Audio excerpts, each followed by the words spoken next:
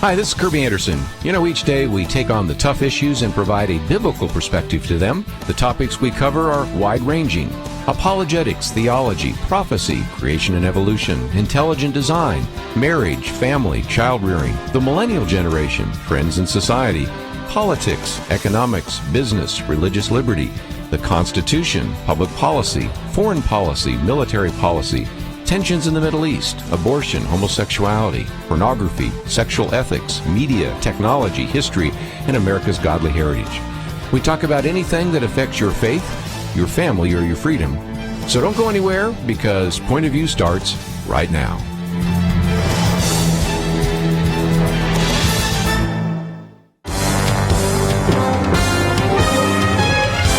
Across America, live. This is Point of View.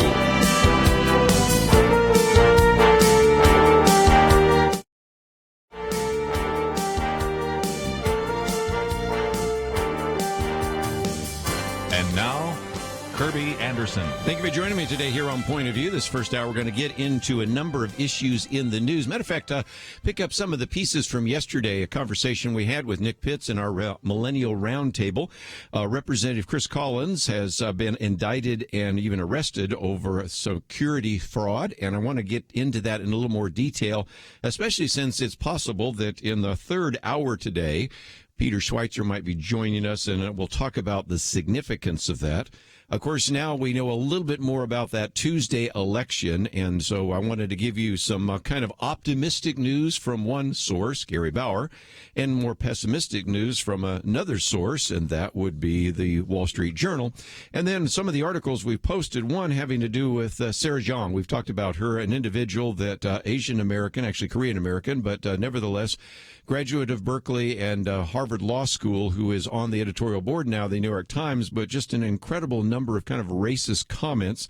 Very good piece by Heather McDonald, has been on the program with us before, in which she says Sarah Jeong is a boring, typical product of the American Academy, and it's just a reminder of the kinds of things that are taught in school. And so we'll get into that, as well as a little bit on the Mueller presidential subpoena. And before it's all through, of course, another pastor at Willow Creek, the pastors that actually were to replace Bill Hybels have stepped down, and so that controversy will be something we'll get into as well. If we can cover all that in the first hour, if not, we'll cover it a little bit later, because in the second hour, or the first national hour, Dr. Jarrett Stephens will be in studio with us talking about his new book, The Mountains Are Calling, Making the Climb for a Clearer View of God and Ourselves. It's a book that I had a chance to read ahead of time. I actually did an endorsement of the book, and I'm just delighted that he's going to be in studio with us for an hour. So if you'd like to join that conversation and ask a question or make a comment, you're welcome to do so. And don't forget, as we go along here, of course, you can call us at 1-800-351-1212. But some of you say, I'm not sure I want to call, but I wouldn't mind making a comment. We, of course, not only broadcast on our stream, we also broadcast on Facebook Live, and every once in a while I go over there to check and see if any of you have left some comments there. So that gives you a chance to make some comments, even if you don't want to talk on the telephone, and I'm sure we'll probably have some phone calls along the way as well. Let me try to, if nothing else, give you a little perspective on what took place. It's not a big story, but since Nick Pitts brought it up, it illustrates a bigger problem. And that is Representative Christopher Collins, who has been kind of identified with Donald Trump. And a lot of people say, well, this shows corruption in the Trump administration. No, it just shows corruption on the part of one member of Congress. And the fact that he has been arrested, I think, illustrates that nobody's above the law. You know, we've had some questions as to whether or not Hillary Clinton is above the law, but here, even if he is considered somewhat of a friend of Donald Trump, guess what? He's going to have to defend himself in court, and I'm pretty sure he's going to serve jail time. So you might say, well, what's going on? Well, first of all, Representative Collins before that was actually a board member of an Australian pharmaceutical company or biotech company. And so he was arrested on federal charges related to securities fraud yesterday in a case involving this company. Now, the complaint says that in June of last year, he passed on non-public information about some negative drug trial results to his son. Now, I'm not justifying it, but I just want for a minute to explain it. If you know that the stock that you have and the stock that your son has or your daughter or your wife or friends have is going to drop because you have access to inside information, I can understand why some people might do that. But the moment he decided to tell his son, of course, that becomes insider trading. He can let go of his own stock, but as soon as he tells his son, that's the case. And be honest with you, he was so blatant about it that it was easy to catch. You know, you have the information he has. Then, matter of fact, at that time, the individuals that were selling the stock all had the last name of Collins. So it's very, very easy to follow that one. And what I wanted to do for just a minute before we take a break here is to put this in a broader perspective, because Peter Schweitzer might be with us later today, or we'll have him on tomorrow on our weekend edition. He wrote a book a number of years ago which was entitled Throw Them All Out, and he was talking about arguments for term limits and electoral backlash against incumbents, and really, in some respects, predicted some of the remarkable midterms that we had, because remember, in 2010, you had certainly sort of a throw the rascals out. In 2014, you also, even more so because of the Tea Party, had that. And, of course, we'll see whether it goes the other direction this time. But anyway, he was on the radio program to talk about the fact that this is a much greater problem than you might imagine. In my commentary, which you can find if you'd like to, if you look at the average corporate insider, that is like a corporate head who is trading his or her stock, they usually beat the market by about 5%. Now, if you look at some of the hedge fund people back there in 2011, they beat the market by about 7%. So that's kind of the market average. Some do better than others. But this is what got Peter Schweitzer's attention. The average United States senator beats the market each year by at least 12%. Now, either you have to believe that they are really smart or that they really have some inside information. And, of course, he has documented that the two previous Speaker of the Houses have been engaged in that, and there have been some attempts to close some of those loopholes, but nevertheless, there are some games that are played which specifically have allowed for members of Congress to do very well. And, of course, there are all sorts of other ways you can play the game. For example, at one point, I think Chris Collins was even trying to push through a piece of legislation that was so written that it really just benefited that Australian biotech company. And if you think that's the only time that's ever happened, I do have some swampland I do want to sell you, because indeed this is just, I think, a rampant problem. There's going to be a lot of hand-wringing and a lot of boo-hooing about what was done by this Republican representative. But if we can get Peter Schweitzer's on, he'll give you the rest of these stories to just remind you that this is an ongoing problem. And there are, of course, all sorts of other problems. These are, of course, now becoming more and more regulated, in part because of some of the things he brought out in his book, and even when he was on my program and a number of others over years. But now there's another thing called political intelligence. I don't want to steal all of his thunder, but political intelligence, I know that sounds like an oxymoron, but political intelligence is really a game in which you have a former member of Congress who will then simply try to determine whether a piece of legislation might have a chance of passing that would affect a company. And so these individuals then can go back and share with that company what might happen if legislation is passed. Now, we live in a world right now where lobbyists have to register and lobbyists have to disclose information, but those who are part of what's called political intelligence do not. So these loopholes simply have not been closed. And if you really want to get back to something that was a campaign theme for Donald Trump, draining the swamp, and a campaign theme for some members of Congress that are running right now, I think you've got some pretty good action items. Let's take a break, though. We'll come back and talk briefly about where we stand on some of these elections. Then we'll get into some of the articles we've posted today on Point of View. All that coming up right after this.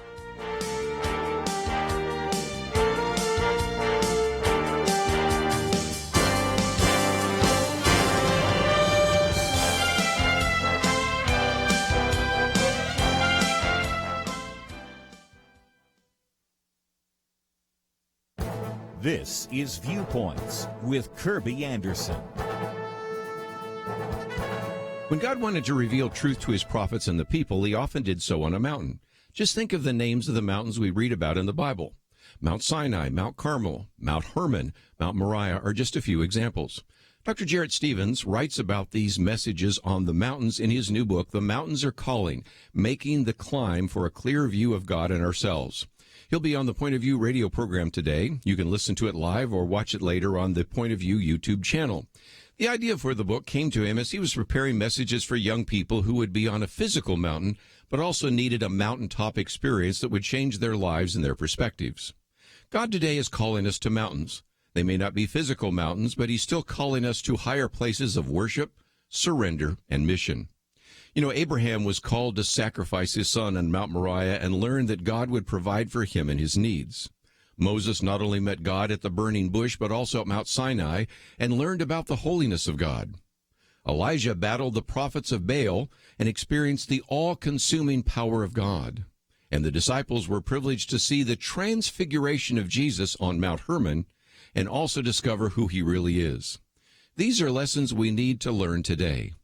Following the 10 chapters in the book is a section of climbing exercises that provide a series of questions about each chapter.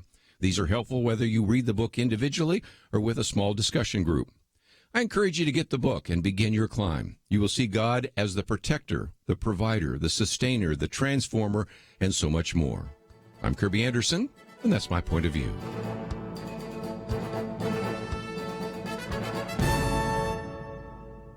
Take Kerby and the Point of View team with you on the go with the Point of View app. Search for Point of View Radio at the Apple or Google Play stores.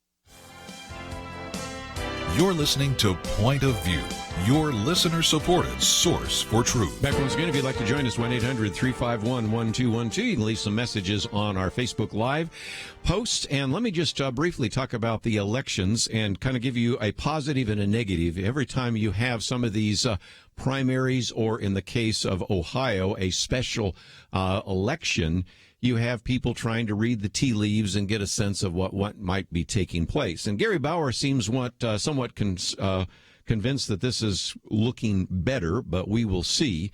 He said several states held primary elections yesterday, and candidates endorsed by President Trump fared well. In Kansas, conservative Secretary of State Chris Kobach received a late endorsement from Donald Trump and now clings to a narrow lead in the primary for governor. A narrow lead. Less than 200 votes as of yesterday, and when you count provisional ballots, if you ever wanted another example of how much your vote counts out of the entire state of Kansas, less than 200 votes, and of course there's still some of these provisional ballots that have to be counted, which could mean they go the other direction. Again, for those of you who wonder, what's a provisional ballot? It's where you go to a particular precinct and they say, we don't have your name on that precinct. And you say, well, yeah, but I'm registered to vote. Yeah, well, you're registered to vote in a precinct over here. Well, I can't get over there. Okay, well, I can give you a provisional ballot. We can check later to see if you're registered over there. And so those need to be counted.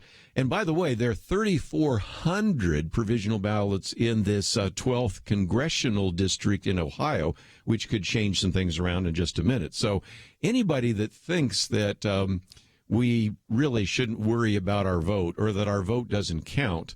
Again, just a little over 500 votes in Florida elected George W. Bush. And in some of these elections, I can switch just a couple of votes in Michigan, Wisconsin, and Pennsylvania, and Hillary Clinton's the president. So even at the national level, votes matter a lot. And then these statewide races or congressional races, they matter a great deal. Anyway, let me get back to this. In Michigan, Iraq War veteran John James won handily in the U.S. Senate primary. And we're going to see where that goes because he goes against Democrat Debbie Stabenow. A lot of people think very highly of him. But at the same time, the question mark or the cloud on the horizon are tariffs. And will that affect individuals in Michigan, in particular car manufacturers and others? And so the desire to reelect Debbie Stabenow, who's the Democrat, or to elect John James, who is the Republican. We'll see where that goes. In Missouri, the Attorney General Josh Hawley easily won the Republican nomination to challenge Claire McCaskill. That's another one of those seats that's up for grabs. And right now it's possible that in the Tennessee case, it is quite possible that that right now is a Republican race could flip and become a Democratic seat. And it's possible Missouri might go the other way, going from Democrat to Republican. So we'll see where that goes. And then, of course, I was alluding to, and we spent a little bit of time yesterday talking about the case in Ohio, 12th Congressional District, and that is Republican Troy Balderson, who was really quite behind in the early voting, assuming that these exit polls are accurate. And, of course, we know how inaccurate they can be sometimes. But then Donald Trump came in there, and he is ahead. But again, as I mentioned, thousands of provisional ballots, which if they split evenly, he still wins. But if they split towards his opponent, go the other direction. Anyway, Gary Bauer goes on to say previous presidents would have shied away from getting involved, fearing the loss of political capital. But he says that Donald Trump has been involved. And he also mentioned something else. We've been watching that not only has Donald Trump gotten involved in these campaigns, but some people that are gaining some national visibility are going to endorse very radical Democrats, and that would be Bernie Sanders, who calls himself a socialist, and Alexandria Ocasio-Cortez, who is a socialist who won just recently in the 14th District there in New York in the Bronx, who also calls herself a socialist, but they went out and endorsed candidates, and 4 out of those 5 lost. So we'll see where that goes. But again, Gary Bauer is somewhat optimistic. Then the Wall Street Journal says this. Republicans at present are poised in November to lose their majority in the House of Representatives and a slew of governorships. That's the clear message, they say, from Tuesday's election contest and a growing number of evidence. The president's persona is trumping positive policy results among the voters, and without some intervening news or change in strategy, the result is likely to be a national left turn. That's their argument. They say Republicans appear to have won a narrow victory in the special House election in Ohio, which I just mentioned, with provisional and absentee ballots still to be counted. But a win of less than 1% in a heavily Republican district is hardly a show of strength. Democratic share of the two-party vote surged as it has in every special election this year, while Republican State Senator Troy Balderson was crushed in Franklin County, which is the suburb near Columbus there, by about 2-1. So we'll see where that goes. But if nothing else, you've got some individuals that are convinced that the Republicans will lose the House of Representatives and maybe hold on to the Senate. So we'll see where that goes. And again, we have to recognize historically, usually the party in power loses seats during the midterm election. And that certainly happened under George W. Bush, except in one case. And it happened both times with Barack Obama, and we'll see what happens with Donald Trump.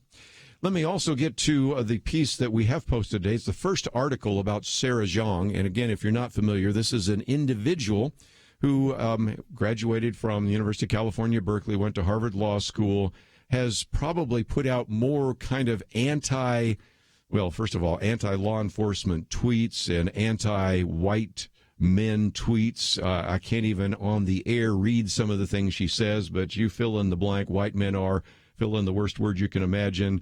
She's up against National Public Radio and calls it National Pretty and then bad word radio. And there are just all sorts of really unbelievable things that she has said.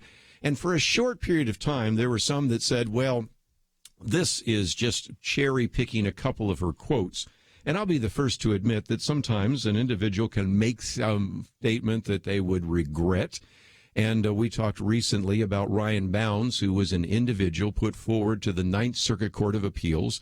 and everybody was on board with him actually being a justice or a judge that would be on the Ninth Circuit, until they reached all the way back to something he said when he was a undergraduate student, I think about age of 19 at Stanford, and used that to say that he was racist, which he's not, because he was simply making a joke about some of the things that had been said to him on campus, but nevertheless was enough to pull his particular application and nomination.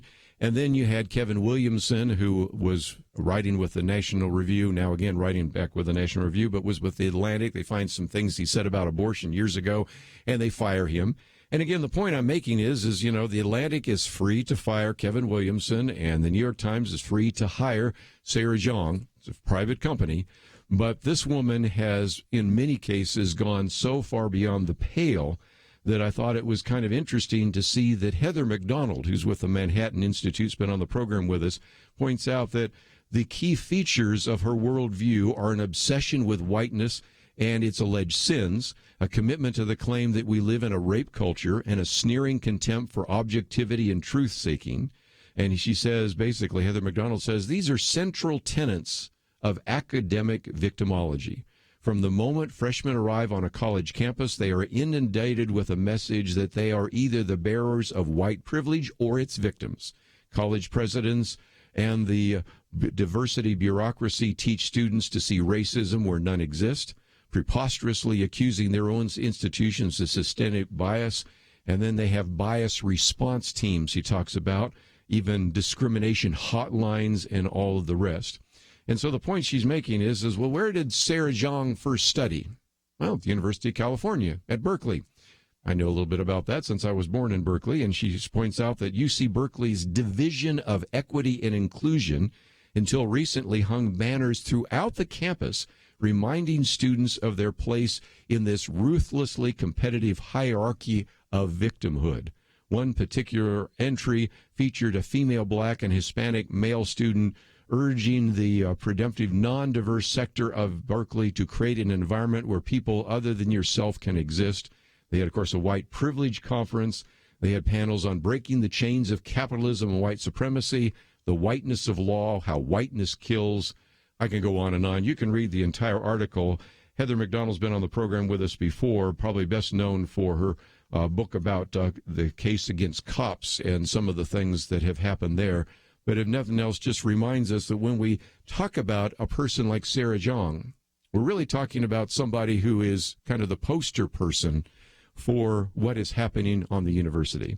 So as you send your children and grandchildren off to the academy this year, recognize that you want to really begin to evaluate and maybe even reevaluate what they might be studying in the classroom and what kind of things are being taught, because that's what results in an individual who has had more unbelievably critical and harsh tweets that you can possibly imagine. And the New York Times, in the midst of it, said, you know, she has a right because she's been a victim. No, you don't have a right to say those kinds of things. We'll take a break, be back with more right after this. Just over 100 years ago, 2 or 3 cents would buy you what it takes $1 to buy today. What of any real value can you buy for $1? Well, how about this? How about enabling one listener to hear Point of View not just today, but for an entire year? You heard right. $1 makes it possible to reach a person through the radio or through any of our online channels for a year, and pays for all the other resources available through our website. All the interviews with special guests and public officials, all the information, all the training, all the inspiration and transformation for $1. How many dollars will you invest in the future of our nation? How many lives can you change with your investment today? Call right now and reach more people to help change our nation. 1-800-347-5151 or visit pointofview.net, because $1 really can go a long, long way. 1-800-347-5151 and pointofview.net. Point of View will continue after this.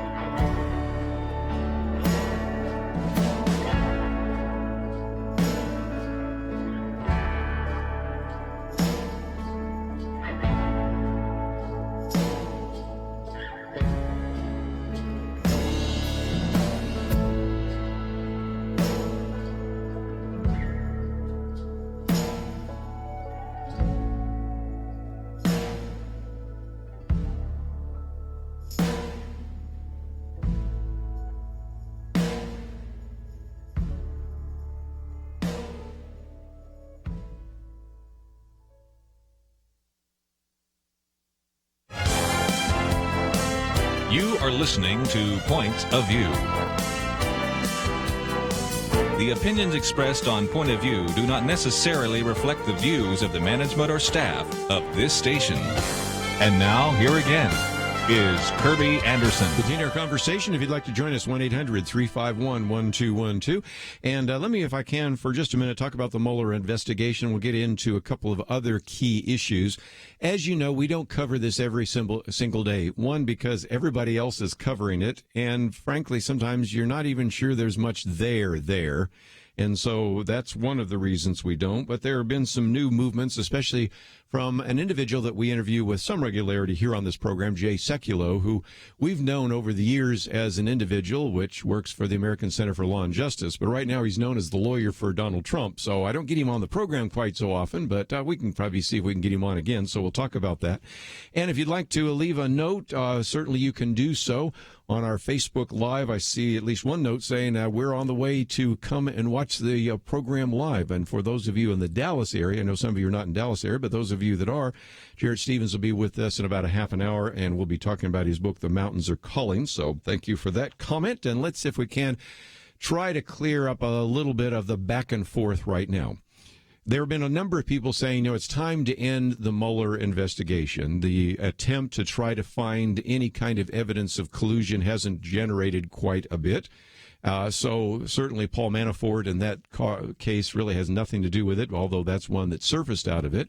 But there's been a request on the part of the Mueller investigation to actually interview the president. And Rudy Giuliani said today that President Donald Trump, actually, I guess he said this yesterday, Donald Trump would resist that and also resist a subpoena. Now, here's the issue. A lot of people say, well, if you file a subpoena with any individual in this country, he or she has to follow it. Yes, but the president is a little bit different. And if you've ever watched what has happened over the years, there was a time in which there was an attempt to question President Ronald Reagan. What did they do? He answered the questions in writing. Of course, during the whole Monica Lewinsky issue, there was a desire to question President Bill Clinton. And so he had them, in this case, remove the subpoena and negotiated kind of a narrow form of questioning. So the real question is, first of all, will the president sit for questions? He's quite willing to do so. His lawyers are saying, no, this is just a potential perjury trap on you. You're going to say something and forget that you had said it differently, then that becomes perjury. They want to ask you questions about obstruction of justice. Well, the only question they could ask is, well, why did you let James Comey go? And the answer to that simply is because I'm president, and that's what I am allowed to do, whether it's an FBI director or a secretary of education or secretary of housing and urban development, whoever it might be. That should be enough. And I think Rudy Giuliani's answer so far has been a good one, and that is Robert Mueller knows the answer to every question that he would ask the president. So why go through what I would call a kabuki dance in order to make that happen? So anyway, he said that indeed they don't want the president to sit down for questions. So then, of course, the next step would be for the independent counsel and for those involved in this to actually then issue a subpoena. Now, again, when you issue a subpoena with anybody else, they have to comply. But there is a bigger difficulty here because the independent counsel basically is part of what? The executive branch. And it's within the same branch, so it's kind of the issue of authority, even questions separation of powers, all sorts of issues.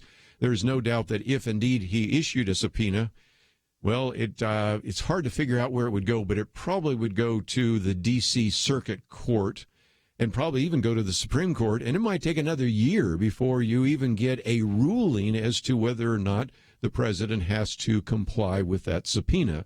So that's why Rudy Giuliani yesterday was saying that the president would resist a subpoena from Robert Mueller and his attorneys and called for an end to the Russian investigation. Let me give you a few quotes from Jay Sekulow, who's been on the program with us before. On his radio show yesterday, he said there's no question that the president would resist any kind of an attempt to force him to testify.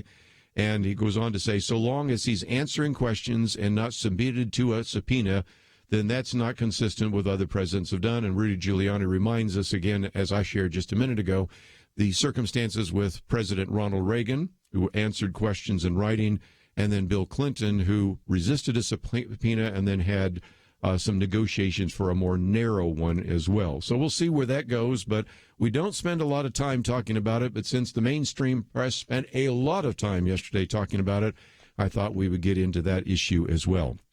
One other topic that surfaced from our conversation this last week when we had Kelly Shackelford and also Jeremy Dice in here, we talked about the desire to really begin to address this issue of religious liberty. And so the Justice Department under Jeff Sessions, as well as the Assistant Attorney General, Ron Rosenstein, and others, put together a summit. Well, then, since then, there was another attempt by the Attorney General to speak out on religious liberty. And so Fred Lucas talks about the fact that in a speech highlighting the new hostility against religious believers in the United States, Attorney General Jeff Sessions specifically called out the Southern Poverty Law Center, a liberal group known for labeling organizations it opposes as hate groups. Sessions spoke, for example, yesterday to the Alliance Defending Freedom Summit on Religious Liberty. And the ADF is, of course, a nonprofit group. We've interviewed many of those individuals, and they recently defended, you might remember, Jack Phillips, who was the Colorado baker, and that victory was a 7-2 victory. And nevertheless, the Southern Poverty Law Center, something we've talked about quite often, oftentimes tracks groups that are really hate groups. You know, I'll give them partial credit in the past in which they helped us understand what was happening with the Ku Klux Klan or the white supremacists and things like that. But now they've gone so overboard. As a result, what you've end up with are all sorts of individuals that are people we interview every day that we think highly of, that are then tarred with this hate group label. And it really doesn't make any sense if you think about it. Because if you assume, just for a minute, that the Southern Poverty Law Center is even accurate, you'd have to say then they're very inconsistent, because they say that the Alliance Defending Freedom organization is a hate group, but another organization that does essentially some of the same kinds of things, First Liberty, Kelly Shackelford, they're not a hate group. You know, you have certain radio hosts that have been called hate groups and others that are not. I mean, you go down the list and it just makes no sense at all. So Jeff Sessions said that people of faith are facing a new hostility. Really, some of it is bigoted ideology, which is founded on animus towards people of faith. And he said, you'll notice that they don't rely on the facts. They don't make better arguments. They don't propose higher ideals. They just call people names like hate group. And he says, does that sound familiar? And so he asserted that the Southern Poverty Law Center, which was, I think, at one time maybe a legitimate group in identifying real hate groups, has nevertheless certainly sullied its reputation. Yet, as he points out, the Southern Poverty Law Center is still a partner with the FBI in identifying certain hate groups. And so he went on to say, that is, again, Jeff Sessions, they have used the designation as a weapon, and they have wielded it against conservative organizations that refuse to accept their orthodoxy and choose instead to speak their conscience. He says they use it to bully and intimidate groups like yours, which fight for the religious freedom and civil rights and constitutional rights of others. He later said, you and I may not agree on everything, but I wanted to come back here tonight partly because I wanted to say this, you are not a hate group. So that's good to have the Attorney General say that. But again, I would suggest, and I will suggest it respectfully because he has a lot to do, but I would suggest to the Attorney General that maybe the first obvious step at this point might be to simply take the time to remove the Southern Poverty Law Center as a group that is linked to the FBI. And if you want to look at a hate group, you have been following what's happening to this New Mexico compound. This is where they found, of course, the remains of one of the children there in New Mexico, and they've learned that he was just one of 11 children who were actually being trained to commit school shootings. Now, if you say, I haven't heard about that, there's probably a reason, because it was a Muslim group that was actually doing this, and this is something we've talked about before, that some of these training camps out there have really been very confusing to law enforcement because they don't have the wherewithal sometimes to go in and even try to disarm some of these individuals. But nevertheless, one of the reasons you probably didn't hear much about it, and we're going to try to cover this more because we've done some programs in the past about how some of these almost like terrorist training camps exist within our borders and why we need to pay attention to them. And in this particular case, training Muslim boys to commit school shootings.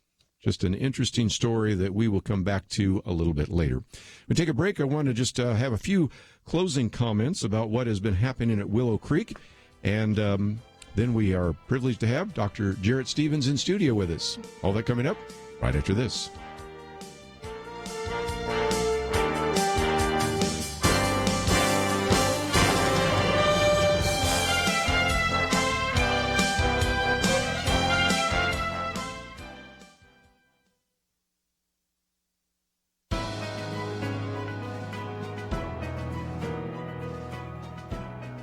Welcome to the First Liberty Briefing. I'm Jeremy Dice. In 1963, the Supreme Court of the United States ended the public reading of the Bible in public schools. For years, students in the school district of Abington Township listened to a student read a passage from the Bible, recite the Lord's Prayer, provide announcements, and end with everyone reciting the pledge of the American flag together. That was too much involvement by the school for the court. The court determined that neutrality had been breached and a violation of the Establishment Clause had occurred. But the question remains, can you teach the Bible in the public schools? The answer is yes. At the end of the court's opinion in Abington v. Shemp, the court noted, quote, "It might well be said that one's education is not complete without a study of comparative religion or the history of religion and its relationship to the advancement of civilization. It certainly may be said that the Bible is worthy of study for its literary and historic qualities. Nothing we have said here indicates that such study of the Bible or of religion, when presented objectively as part of a secular program of education, may not be affected consistently with the First Amendment." So the Bible can be taught in the schools. Exactly how is a more difficult conversation. To learn how First Liberty is protecting religious liberty for all Americans, visit firstliberty.org. You can learn how to protect religious freedom in the workplace, public schools, your church, the military, and more by downloading First Liberty's free Religious Liberty Protection Kits at firstliberty.org. That's firstliberty.org. If you want hope for religious freedom, go to firstliberty.org.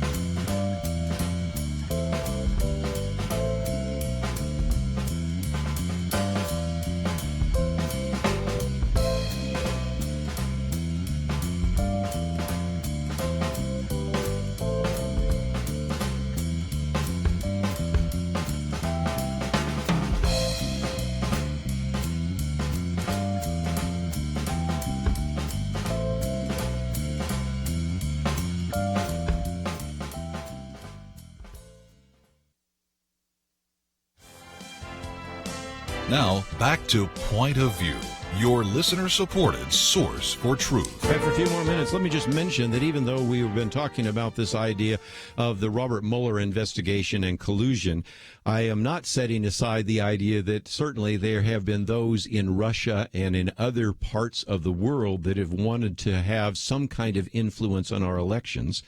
And I don't have much more than just this story that Senator Bill Nelson of Florida claimed that Russian hackers have successfully penetrated some of the Florida election systems ahead of the 2018 midterms. So I'd like to know more about what that is. I suspect that he does, or maybe he is just simply making that statement, or maybe even using that to say, if I'm not elected, it's because Russians did some hacking. But whatever the reason for it is, that is a story that is out there. And so, again, he told the Tampa Bay Times that they have already penetrated certain counties in the state and they now have free rein to move about. Don't all know what all that means. Nelson said that leaders of the Senate Intelligence Committee encouraged him and his fellow Florida Senator Marco Rubio to notify Florida state election supervisors that the Russians are in their records. And so we'll see what that is. Again, if you could make the case that they can change votes, this is why I've got some real questions about some of these electronic voting machines. sometimes. Maybe that is the case. And, of course, while we're talking about those electronic voting machines, we'll probably talk about this more on Friday, but that is something that's interesting because I've been hearing some stories now of individuals that have identified particular precincts that have these electronic voting machines where more people have voted than you have people in the county. And it's pretty obvious at that point, or in the precinct, that something fishy has taken place there. So, again, you would hope that election officials looking at that would say, wait a minute, maybe we need to go back to a simpler system or one that cannot be hacked. So we'll talk about that more in the future. But before we wind it down, I did want to spend just a minute talking about Willow Creek Community Church. This is a church that was built up by the lead pastor, Bill Hybels. He then later decided to step down and then, of course, had two individuals, a man and a woman, actually be in charge and be in positions of leadership. And, of course, we've seen now both of them step down, and so that has been kind of a real concern about this as well. Stephen Carter and now, of course, the other individual, Heather Larson, have stepped down.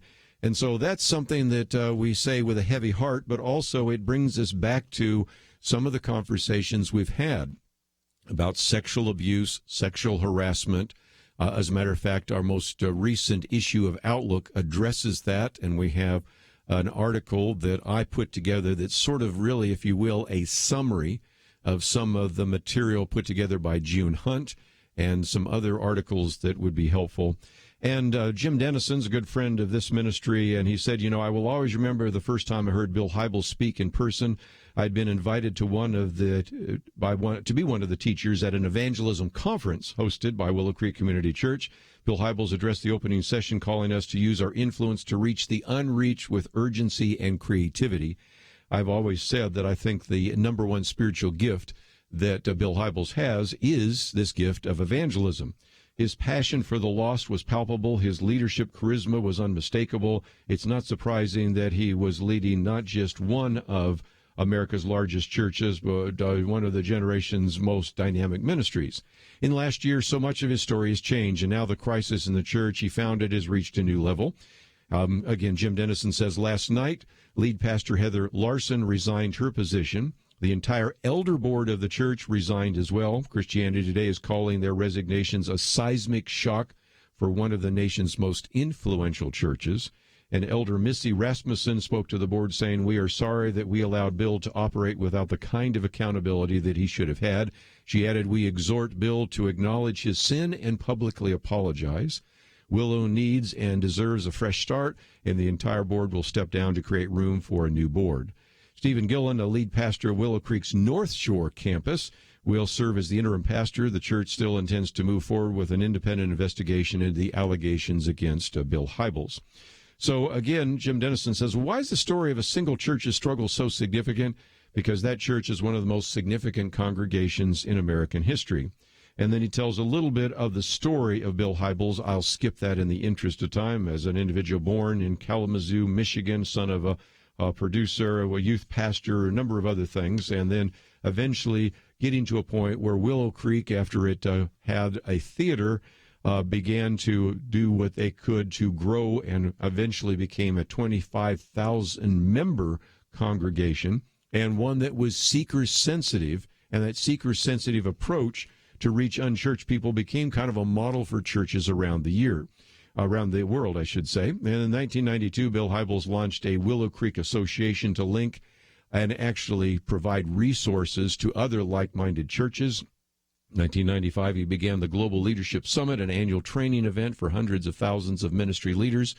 And then, of course, he talks about some of the allegations, which go all the way back to at least March, is the list that you have here from Jim Dennison. Maybe there were some others before that.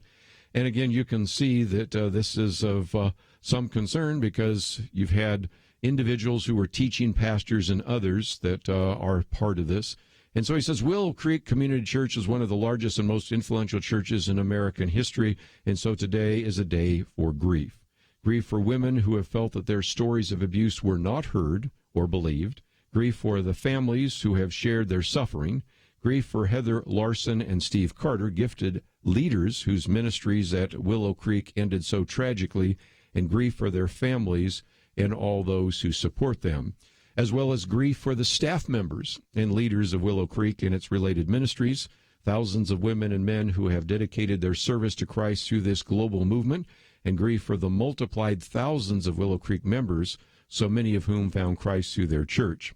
Grief for the pain and shame this is causing them in their community, and grief, most importantly, for the reputation of Christianity in our culture. Willow Creek was lifted high as a stellar example of a relevant church for our day. Now critics have even more ammunition in their ridicule and rejection of our faith. And so that's something to be concerned about, and certainly a matter of prayer. So let me, if nothing else, encourage you to be in prayer about what is happening there at Willow Creek. When we come back, I want to spend some time in studio here with Dr. Jarrett Stephens, and I might just mention my commentary today is on his book, because the book is entitled The Mountains Are Calling, Making the Climb for a Clearer View of God in Ourselves. And, of course, he's going to be on the Point of View program today, and I hope that you'll be listening. And if you don't have a chance to watch it or listen to it right now, you maybe go back to work or whatever you might be having to do, let me encourage you to go to the YouTube channel or just even to go to Point of View and to watch it or listen to it later, and maybe pass it on to some others so that they know that the book is out. And as we'll talk about with him, this is a real opportunity to look at how important mountains were really in the promotion of the gospel, the presentation of the gospel. You think of how many times things happened on a mountain. Abraham was called to sacrifice his son on Mount Moriah and learned that God would provide for him. Moses, of course, not only met God at a burning bush, but also on Mount Sinai and learned about the holiness of God. Elijah battled the prophets of Baal and experienced the all-consuming power there on Mount Carmel. The disciples were privileged to see the transfiguration of Jesus on Mount Hermon, and you think about even the Mount of Olives and so many others. So just a fascinating book, and one that I think would be wonderful for you to read in your own personal study, but it also has a series of material at the end called climbing exercises, so that it would be a great small group discussion that you could do in your church. So let me again encourage you to listen in the next hour. And again, my commentary today on mountains is available, as well as, of course, we have a link to the book by Jarrett Stephens, The Mountains Are Calling. We're going to take a break. We'll have him in studio right after this.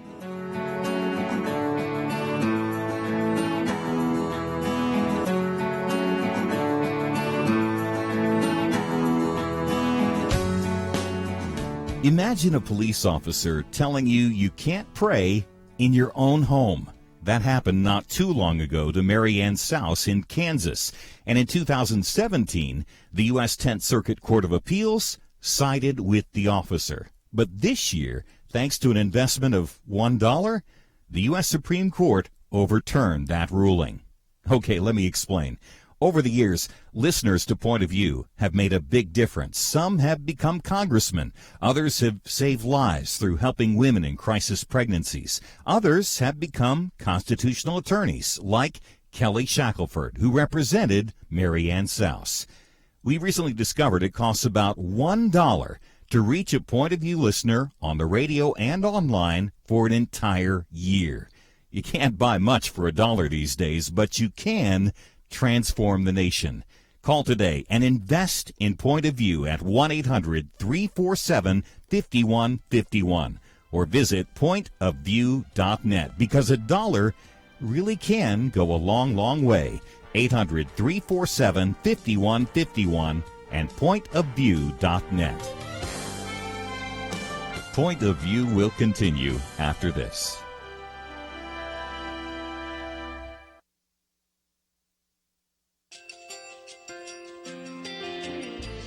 I just want to thank you so much for all the wonderful programming you have. You're just absolutely fantastic. I recently started listening to Point of View, and I really found it interesting because of the different subjects you cover. Thank you for that. I really appreciate everything that you do in keeping us informed. Thank you, Kerby, for everything that you have been doing. I appreciate all the work that you're doing, advocating for the Word of God. Thank you so much. Point of View, I think, is absolutely necessary because it's a Christian perspective, a biblical worldview perspective, and receive very current, up-to-date information. about what is really going on, week to week in our culture, which is changing so rapidly, and yet it's morally sliding backwards. Yeah, I'm just, first of all, I thank you guys. Y'all's program is wonderful, and enjoy it every day. I learn so much every time I listen to it.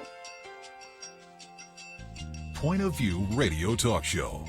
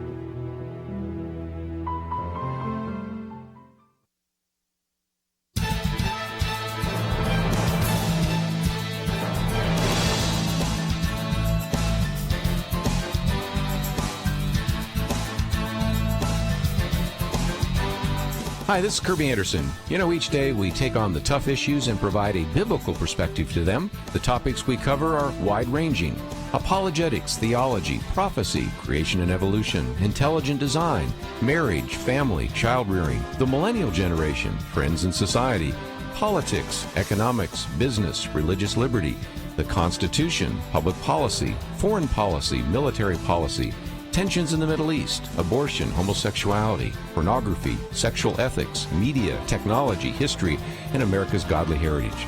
We talk about anything that affects your faith, your family, or your freedom. So don't go anywhere, because Point of View starts right now.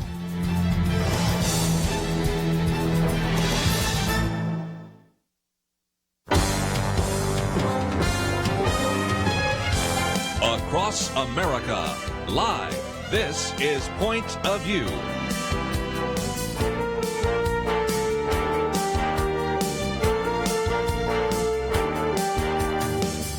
And now, Kerby Anderson. Thank you for joining me today. I think you're really going to enjoy this conversation. We have about a new book called The Mountains Are Calling, Making the Climb for a Clearer View of God and Ourselves. It is written by a good friend who's the teaching pastor of Prestonwood Southwestern Baptist Theological Seminary, and has his doctorate from Liberty Theological Seminary. People oftentimes say, who has a positive influence in your life? And in a spiritual sense, I've always said it's Jack Graham, it's O.S. Hawkins, and it's Jarrett Stephens. And I'm sitting across an individual that's had a powerful and very profound impact on my life, so it's just great to have you in studio. Kerby, thank you so much for having me, and thank you for saying that. That means more than you know. Well, and also endorse the book, and so I think people already know that I think very highly of it. And The Mountains Are Calling. For our listeners in California in particular, they are familiar with John Muir. And matter of fact, some of our listeners go to Yosemite. I've been to the John Muir House, which is really in the Contra Costa County area. But in some respects, you use that illustration, which I think is helpful, because as we're going to be talking about how, in some respects, God used mountains to communicate the gospel, you also share a little bit about the history of John Muir, don't you? Yeah, you know, for those that are familiar with John Muir, you're way more familiar with him than I was when I started this project. And actually, a friend of mine who knew I was working on it put me on to him. And he would do these expeditions, as you know, in the Sierras and around Yosemite, and keep journals and write, and he's just had a tremendous impact on so many people. And that statement, the mountains are calling, we see that on T-shirts and coffee mugs, especially around that area. But the next part of that saying is, and I must go. And I must go. I must go. And so that was kind of what compelled him to continue his expeditions in the mountains, is he was going to bring information back to those that couldn't go like he could. Yes. Well, and again, let's get to your story, because this is, I think, really striking. You talk about it in the early chapter of the book, that you were thinking about doing camps, and I've spoken at camps and Christian camps, and you and I both have a love for camp. I've seen more people come to know the Lord at camp. I've seen more marriages healed at camps than anywhere else. There's something about bringing God's word and God's creation together in such a dramatic way. Well, you're going to go speak to some of these kids up on a mountain, because in Colorado, there are a lot of mountains there. And all of a sudden it occurs to you, wait a minute, why don't we go through and look at how these mountaintop experiences happened in mountains in the scriptures? And so whether we're talking about Mount Sinai or Mount Hermon or Mount Carmel, you've got 10 chapters which are just fascinating. And I think any pastor listening to this is going to say, I know what my next sermon series is. Well, I'm telling you, I can say with confidence that the Lord really put this on my heart, because as you said, I'm flying into the mountains of Colorado to preach at our student ministry camp. And just a little secret, Kerby, for the listener out there, for those of us that preach camps, and we do it often, we really don't write new sermons for that. We bring old sermons out, we freshen up the illustrations, reheat them, and turn them loose. We want to bring our sugar stick, so to speak, because we know camp is a big deal. And for me, I grew up going to camp. I know. I'm a camp guy. 29 years ago this month, just a few days ago, as we're recording this, I trusted in Jesus Christ as my Lord and Savior at a preteen camp, and I've been going ever since. I mean, I am a camp guy. We just got back from family camp. We go to camp. And so I'm flying into the mountains of Colorado, and I'm thinking about the messages that I'm going to preach. And as I'm flying into these mountains, it's just that the Spirit of God wouldn't let me go. Jarrett, bring a fresh word to these students this week. And I'm thinking, that's great. God, but I land in 20 minutes, right? And so I'm praying, and I'm going, what am I going to do? The Spirit of God's just not letting me go. Bring something fresh. Camp for you, Jarrett, growing up was a mountaintop experience. We Christians are familiar with that phrase. Yeah. And so it's just, he put it in my heart. Why don't you look at the mountaintop experiences in the Bible?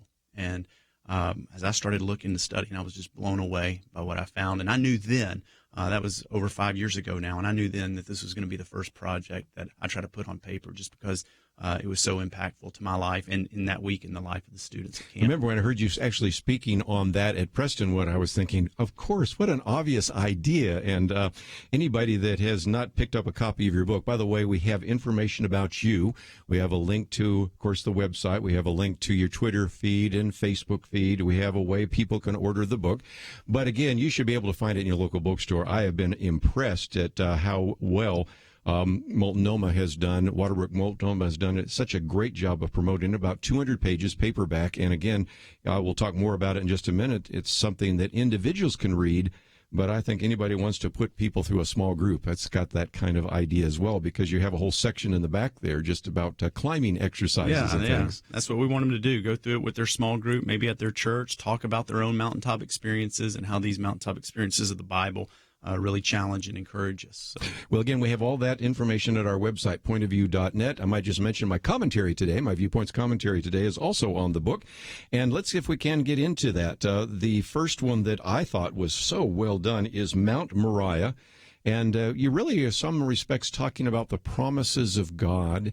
You're talking about Abraham. You're talking about the cost of the climb, and really a God who is a provider. What can we learn from that particular experience? Well, Abraham, of course, called by God to take his promised son Isaac up to Mount Moriah, and according to the word of the Lord, to sacrifice his son Isaac. And here's this child of promise who Abraham and Sarah have prayed for, they have waited on.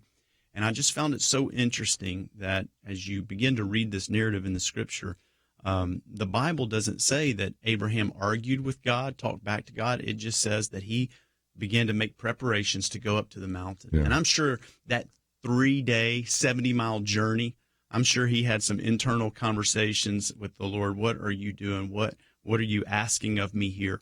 But he took one step in front of the other, and he was obedient. And through his obedience, God revealed himself in a new way, showed him that I am Jehovah Jireh, the God that provides, by providing that ram in the thicket. And that's really the point of all of the chapters of the book, is when we make the ascent up the mountain, that God changes our perspective of who he is, and he changes our perspective of who we are. Abraham had to trust God. God wanted to reveal himself to Abraham in a way that Abraham had never experienced before. But Abraham had to trust him. And when he went up that mountain, God showed him a brand new perspective of who he is and who Abraham was. Well, again, I've just thought that this was a great book for all of us, but especially for those that are in camps, or maybe you're doing an Outward Bound or something like that, because you are talking about climbing a mountain. Matter of fact, one section there is on the cost of the climb, and we pay a price. And one of the things that's helpful is when you get into the narrative, you realize this took days. You know, when you read the Scriptures, it says Jesus was here and then Jesus was here. Moses went here, or Abraham went here, or whoever we might talk about. But you realize, if you've ever traveled to the Holy Land, as you and I have, that it's going to be a couple days walk, and it's a walk up a hill to actually finally get to that point. It is 3 days, 70-something miles, most scholars say. And Abraham was not a young buck. I mean, he is not in midlife here. That's right. He's, over the age of 100 when he's making this journey. Some say about 115, because Isaac would have been a teenager at that time. So this took preparation, and it wasn't an easy journey at all. And can you imagine the conversation he had with Sarah? We don't even think about that. So just a lot of great material. We've only covered one chapter, and so we need to come back and get into a couple more. Actually, we've covered two, but the first one of the mountain. How about Mount Sinai and Mount Carmel and Mount Hermon? We've got a lot more to cover, and Dr. Jarrett Stephens in studio with us. We'll take a break and continue our conversation with him right after this.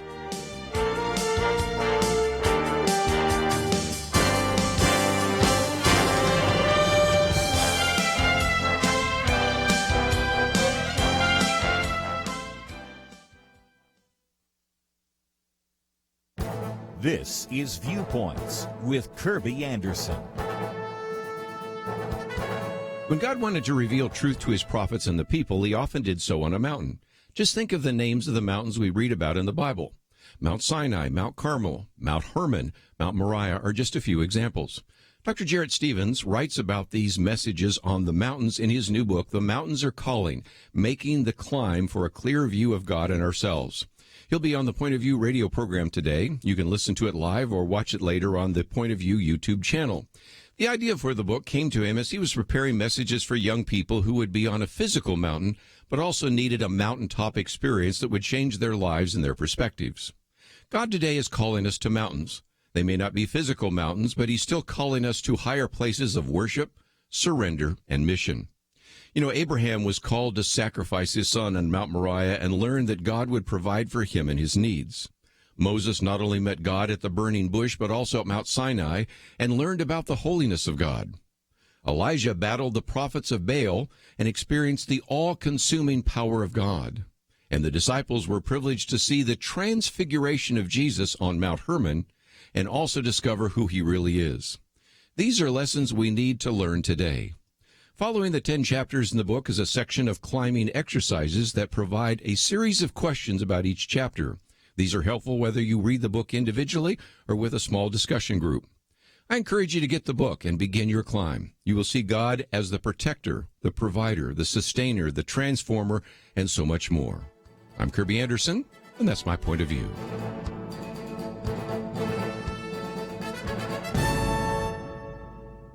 Take Kerby and the Point of View team with you on the go with the Point of View app. Search for Point of View Radio at the Apple or Google Play stores.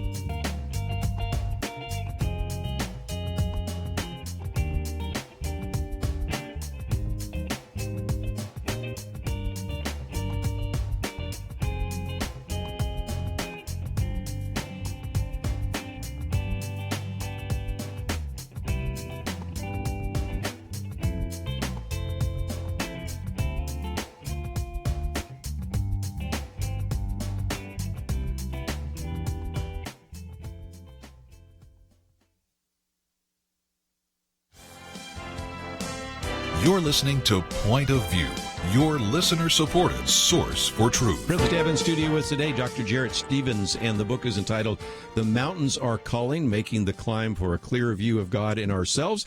And if you'd like to join us a little bit later, 1-800-351-1212. We also, of course, broadcast on Facebook Live, and so you can leave a comment there. And Jarrett, we were talking about Mount Moriah. How about Mount Sinai? Here is where we see that God is holy. And as I said in my commentary about your book today, certainly Moses meets God at the burning bush. But the real revelation and the real understanding of God's holiness and the glory of God, which you talk about there, happens in Mount Sinai. It does. You know, the account of Moses being called by God to go up to Mount Sinai, and there God delivers the law, the 10 Commandments. And the Bible's so descriptive of what that moment was like. A cloud descends on the mountain. The people of Israel are told not to go near it, not to touch it. And it just represents in that moment the holiness and glory of God. And we know that word glory there means the weight of God. And so we see in this moment the true character and nature of God, his holiness, his glory. And again, talk about a perspective changer. When we see the holiness and glory of God, we realize how sinful and unholy we are, that he is in a league of his own. And so that's what this chapter is about. And I learned something a little bit about that Hebrew word glory, which you talk about there as well, and what holiness of God means, and how we value some of the writings over the years of R.C. Sproul and the holiness of God, and others that have preached and taught about that. We see that there. We're going to see that a little bit later when we get to Mount Hermon, but I'm going to keep the train moving so we can cover all the chapters. And one of the other ones is Mount Carmel. Now, you have preached on Mount Carmel. I've done it twice as well. And there's something sitting on that mountain and overlooking the valley of Megiddo. There's something about saying, This is where the battle took place. This is where the prophets of Baal probably were over here, and Elijah's here, and everybody's watching. And in some respects, you use that to talk about the fact that God is trustworthy. And again, you bring us into the fact that these were no small adversaries, Ahab and Jezebel. We are talking about the battle of the centuries, aren't we? We are. And is there anything better, Kerby, you know this from going to the Holy Land, than standing on, it's X marks the spot. Right. And being there on Mount Carmel and that statue of Elijah raising that knife, calling down fire. And it's probably, when I go to the Holy Land, and I'll be going for my 4th time here this year, my favorite place to preach, I think, is this mountaintop experience right here. And the thesis behind this chapter is Elijah goes up and does the battle of the gods. And everybody knows this story. We love the story of Elijah calling the fire down, drawing a line in the sand, and saying the God who answers by fire, he is really the Lord. But the key, I think, in this chapter is understanding that before Elijah ever went up to Mount Carmel to call down fire and to battle the gods, he first had to go through what the Bible calls a place called Cherith and a place called Zarephath. Yes. And that word Cherith there, it means to be cut down. Cut down. And Zarephath means to melt or to smelt. And so the whole idea is, there's people probably listening to us right now who are in a period of brokenness, and they feel cut down. They feel like they're being melted away. And yet my encouragement to them is to keep going, because before God ever uses you to call down fire on the mountain, he's got to take us through that process. And I talk about a story in my life of going through the fire and what it meant before we can call down the fire. I appreciate you sharing some of your stories, but back to that for just a minute. One of the things I took from that chapter was the idea that Elijah was a lot like us. We see these people, and I remember Chuck Swindoll talking about this. We see these people in the Bible, and they're like super saints. No, they're just saints. They're just us, And when you start taking us through what Elijah went through, the brokenness and the division and some of the issues and the smelting and all those kinds of things, I helped to realize it's not like God's calling just these super saint kind of people. Every once in a while you meet somebody who's so godly and go, well, again, I'll never achieve that. You realize that some of these individuals that we're talking about in your book are just like us. They are. We can do the same thing. They are. And I've been reading through 1 Kings recently, just in my own time alone with the Lord. And I circled it just the other day in reading it. The Bible often says, when it talks about Elijah, it says, and he did according to the word of the Lord. Right. And so, that's a good practice for us. If we'll just do according to the word of the Lord, he's going to use us just like he did some of these men in Scripture. Well, again, some other chapters. One is about Mount Desolate, and that one is kind of a name because it talks about Jesus going to a desolate place. And this is, I think, helpful because, again, it's the idea that we sometimes need to get alone with God. And you said that apart from the Bible, the book that's most significant in your life is A.W. Tozer's Pursuit of God. So talk about that for a minute. Well, Tozer, he is a author that when I read, and I pray that God uses my book like this. I don't ever claim to be an A.W. Tozer, but when I read Tozer, he makes me want to know God more.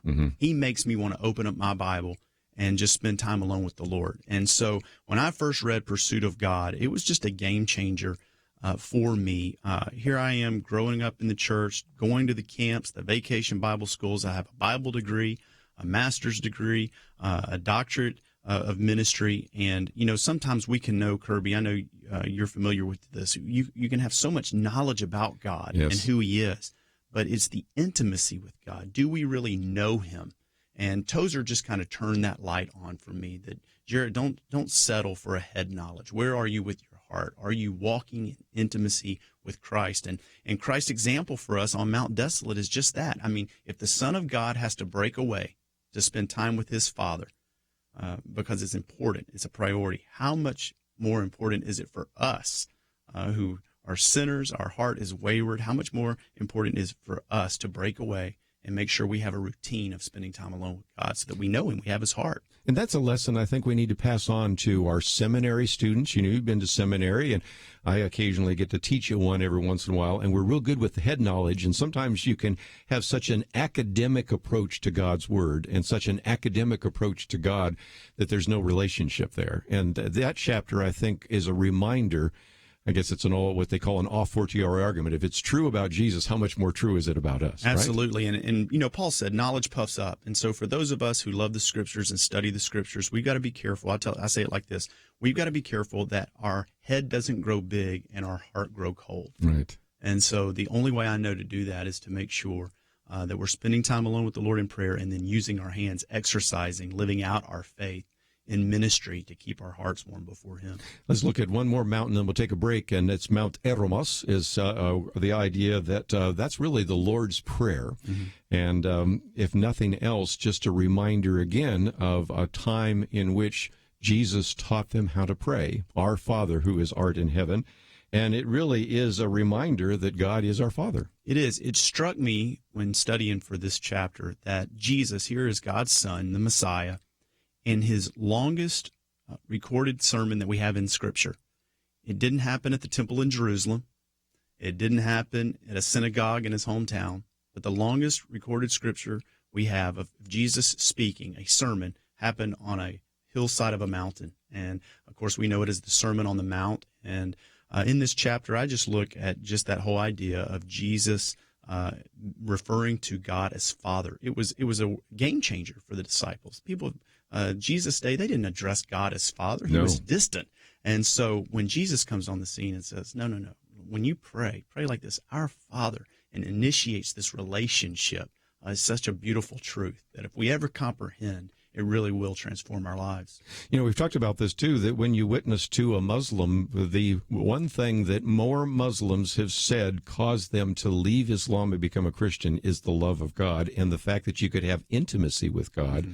And so when they hear this idea that you can call God your Father, because for them Allah is distant and capricious, unknowable, transcendent, that is so powerful. But it's not only important to us as Christians, I think it's really one of the most effective witnessing tools as well, to talk about the love of God and the fact that we can have a personal relationship with Jesus Christ. It's a great point. And when you're sharing Christ with people who are far away from God, oftentimes you have to clarify what that Father means. Sure. Because they didn't grow up in a home. Absolutely. Yeah. And God's like a father. I don't want anything to do with that. Yeah. And so this whole idea of the Lord's Prayer helps us define who God is as Father, that He wants to meet our needs, give us our daily bread, help us to forgive and move past hurts. And so that Lord's Prayer, what you have in the Lord's Prayer, is such a beautiful picture of who a loving God really is. Well, you can see why I love the book by Jarrett Stephens, and I appreciate the teaching that he has done.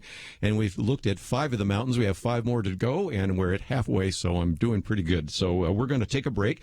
Let me just mention, we do have a link to prestonwood.org in case you want to know about Jarrett Stephens. Of course, you can click the button that says About. If you'd like to follow him, we have a link to his Twitter account, Facebook account, and most importantly, we have a link to the book. Now, again, would encourage you to buy this book in your bookstore if it's there, but if it's not, we have a place where you can order it both on paperback and in Kindle, and I think you're going to find it very helpful. When we come back, we're going to talk a little bit more about how you can use this both individually and in your small group. And if you're thinking about what you want to do coming up, this is one book I would highly recommend. Let's take a break. We'll continue our conversation with Dr. Jarrett Stephens and The Mountains Are Calling right after these important messages.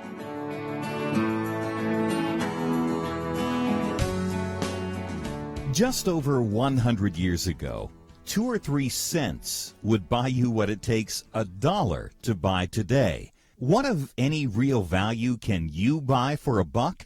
Well, how about this?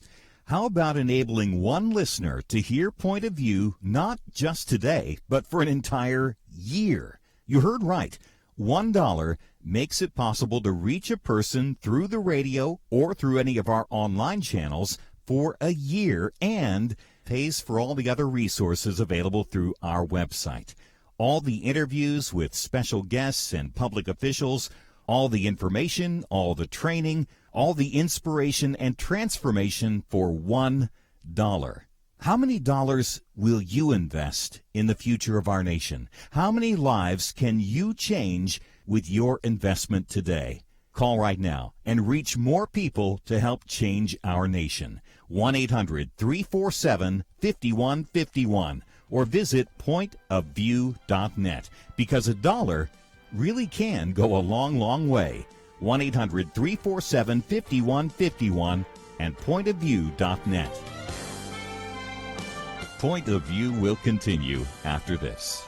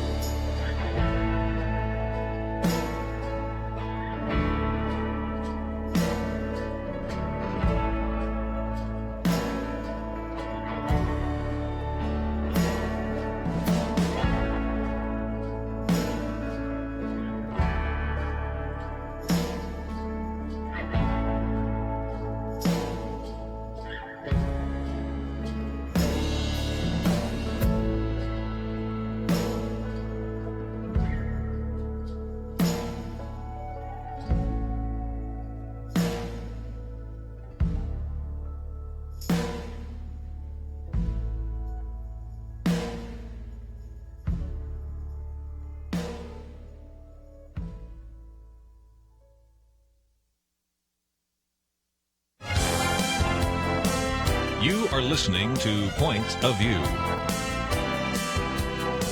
The opinions expressed on Point of View do not necessarily reflect the views of the management or staff of this station. And now, here again is Kerby Anderson. Continue our conversation today with Dr. Jarrett Stephens. And if you'd like to join us, 1-800-351-1212. Of course, we have information about the book, The Mountains Are Calling. It's published by Multnomah or Waterbrook, and it is about 200 pages. I think you're going to find it really helpful. And Jarrett, before we get back to some of the chapters, let's go to the end. Climbing exercises, The Mountains Are Calling. And this is one of the things I would like to maybe alert some of our pastors, small group leaders, Bible fellowship leaders, and others, if you're looking for something that you would like to teach, maybe in your small group, maybe in your Sunday school class or your Bible fellowship, you have broken this down into each chapter has a series of particular key points, then sometimes some verses, some various ways in which you can evaluate it. So it is really set up for a small group discussion, isn't it? It is. I wanted people to be able to have a takeaway, not just read the chapter and then go on to the next one, but rather take a pause, go to the back of the book, work through these study questions as you suggest, either by yourself or in a small group. I think there's always power and accountability. Yes. And the way I like to say it is life change happens in the context of small groups when you're face to face and you're being open and transparent. And that's what these questions are designed to do, just to provoke some honesty and openness. And so it'd be great to ask these questions in a group and then have people praying for you, and also give just some orientation to the mountain. You know, when we take groups to Israel, I'm definitely going to encourage them to get the mountains are calling. We'll go to most of these mountains and just give some details on what happened on these mountains, other places in Scripture they're listed. So that's what it's for. We're talking about doing another trip to Israel, so I guess I'm going to have to buy a box and bring them with me, because nothing better than when you're on Mount Carmel and you're reading that chapter, and so that would be the case. So that is just another way in which you could use this in terms of maybe a trip to Israel, or like I said before, I certainly have a high belief and a strong belief that a lot happens at Christian camps that happen nowhere else. So those of you in camping ministry might want to think about this. And so again, the book is entitled The Mountains Are Calling, Making the Climb for a Clearer View of God and Ourselves. Jarrett Stephens with us. Forward by Jack Graham, and also some other incredible comments from J.D. Greer. Oh, he's been on the program with us. Kyle Eiderman has been on here as well. O.S. Hawkins, gosh, he's on all the time with us. Caleb is on with us. Phil Cook, Bob Bodine. And you even put one there by Kerby Anderson, as well as Ronnie Floyd. So, again, a book that I think you're going to find really helpful. And let's, if we can, work our way through a few more chapters. One of those is Mount Hermon, the God who is Jesus, the Transfiguration. Now, that one will preach, won't it? It will preach. And what's great about Mount Hermon is who shows up on the mountaintop with Jesus. And, of course, his inner circle is Elijah and Moses. So we cover those in a couple of chapters before. And here you see them before Jesus. And the takeaway on this chapter, I love this phrase, of course, the Transfiguration, who Jesus is on the inside is revealed for the very first time on the outside. And the inner circle, Peter, James, and John, they don't know what to do with this. Peter, of course, doesn't. He's got foot and mouth disease, right? He wants to open up his mouth and start talking. Let's build a tent and worship here. And about that time when they wake up, as the Bible says, the only one still there is Jesus. And the Scriptures have that little phrase, Jesus only. Jesus only. And I just thought, man, that's a beautiful picture, isn't it? Because he's the fulfillment of the lawgiver, Moses. He's fulfillment of the prophet Elijah. And no one's greater than Jesus, Jesus only. And so that's what that chapter is about, seeing Jesus in what I call HD, and how it changes you forever. And as you say, it's like Jesus was undercover and covert, and then for the first time they see him in his glory. Just as earlier you talk about Moses seeing the glory of God. Now, he only sees, quote, the hindmost parts, and then comes back with a Shekinah glory. So you can imagine any time you would see whether it's an angel. Look what happens when they run into an angel, or when you see the transfiguration of Jesus, or you see, in the case of Mount Sinai, it just is a reminder, once again, Jarrett, of the holiness of God and the sinfulness of man. Yeah, and here you see the inner circle dealing with their own sinfulness. I mean, they're face to the ground, don't know what to do. They do not know. And yet you see Jesus extending his hand to touch them, just saying, hey, it's going to be okay. I'm here. It's me. And just the signifying of his grace and his mercy, that even in his holiness, he allows us to breathe. He allows us to live. It's just amazing, because we are such sinful creatures. Our hearts are wayward. We're constantly, as the Bible says, going our own way, doing our own thing. And yet God, by his grace, sustains us, allows us to wake up in the morning, have a relationship with him. And that's what we see there on Mount Hermon is they are in the presence of God, Jesus Christ himself. He is God. And that's what that chapter is about. And they go off that mountain, and Peter will bring this up in his letter that he writes. He said, we saw his glory for ourselves. We're not making this up. We saw it with our own eyes. It changed him forever. It certainly did. The height, let's go to the depth, or one of the depths, and that is Mount Olivet. The God who is near in the Garden of Gethsemane. And again, if you've ever been there, you know, again, where that's located. One of the advantages, as I've said before, about going to Israel is for the first time, these all make sense, and you kind of understand where he is coming down from that mountain to then the garden. And again, a time in which he is really beginning to ask some fundamental questions. You know, if you are willing, if it is possible, could this cup pass from me? Yeah, you know, this was a chapter that I was not meaning to write. Right. The publishers came back to me and said, Jarrett, we need, can you look at adding one more chapter to the book? And so I began to look through the scripture and really pray about it and think through it. And I really believe God showed me this, Kerby. You know how it is when you're just praying and thinking through things and you have a thought that there's no way you came up with it on your own. Yes. And when we talk about a mountaintop experience, I kind of define that as a high mark in your walk with the Lord where you sense his presence like never before. Your resolve to follow him is strong. You're hearing from him very clearly through his word. And I bet for the audience listening to me, listening to us discuss this right now, that 9 out of 10, if you talk about the nearness of God, 9 out of 10 listeners would say, well, that was a time of brokenness for me. That wasn't a mountaintop experience. That was a downtime for me. And so as I started thinking about that, I started thinking about the life of Jesus and his down moments, if you will. And I couldn't think of a better one than the Garden of Gethsemane, where he was being crushed like an olive press to do the will of God. Here he is about to go to the cross. He's being denied by those that he loves and knows best. He's about to be arrested and betrayed and go to the cross. And I thought about that moment where he does pray, God, not your will be done, but not my will be done, but your will be done. And I thought, isn't it interesting, knowing that we've been in the Holy Land and gone to the Holy Land, that the Garden of Gethsemane is located on a mountaintop. Yes. It's located on the Mount of Olives. It so is. Even though we go through broken times and down times, we may not ever classify those as mountaintop moments, but I really believe if a mountaintop moment is the nearness of God, what does the scripture say? Psalm 34, 17, 18, he is near to the brokenhearted, saves those who are contrite in spirit. And I think when you come out of those valley-type moments, even when you look back at them, and you look back at them from God's perspective, that's what you can say, you know what? It didn't feel like a mountain at that time, but God was right there with me. And in that regard, it's a mountaintop moment. It was a mountaintop experience. Mm-hmm. Well, get a couple more. One, Mount Calvary, the penalty of sin, but you also focus on the love of God. So those two come together in an interesting juxtaposition, doesn't they? It does. And isn't that the point of the cross? It is the sinfulness of man, and it is the love of God meeting head on. And that's what we see at the cross. And to me, this chapter is kind of the peak of all peaks. There's no way you could write a book, The Mountains Are Calling, and not discuss Mount Calvary, right. Where Jesus was lifted up. And I just love that scripture. If I be lifted up, I'll draw all men to myself. And so we look to the cross, and that's where we find hope. That's where we find forgiveness. That's where we find victory, because Jesus ultimately defeated the cross. It's where we find forgiveness.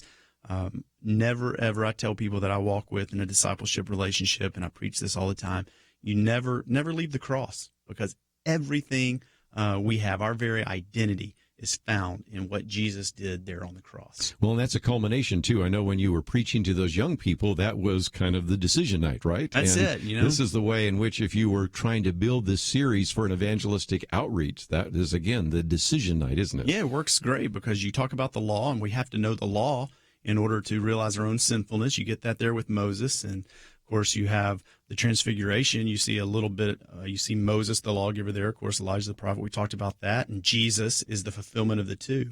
And so when you get to that Mount Calvary, preaching Christ and how he died for you, you know, he demonstrated his own love for us, and that while we were yet sinners, he still died.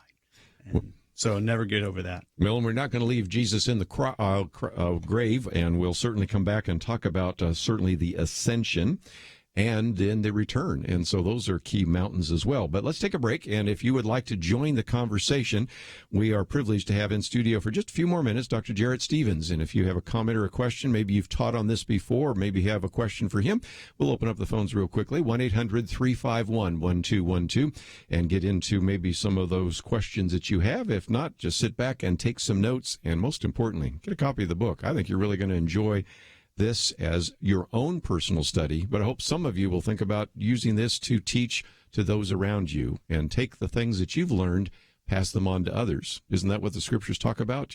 Teaching to faithful men that will then transfer and teach others also. We'll take a break, come back with more right after these important messages.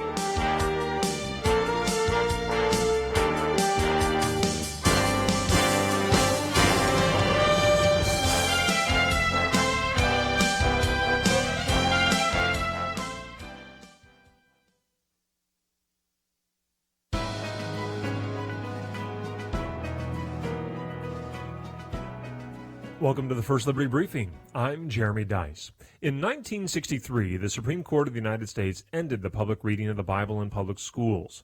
For years, students in the school district of Abington Township listened to a student read a passage from the Bible, recite the Lord's Prayer, provide announcements, and end with everyone reciting the pledge of the American flag together. That was too much involvement by the school for the court.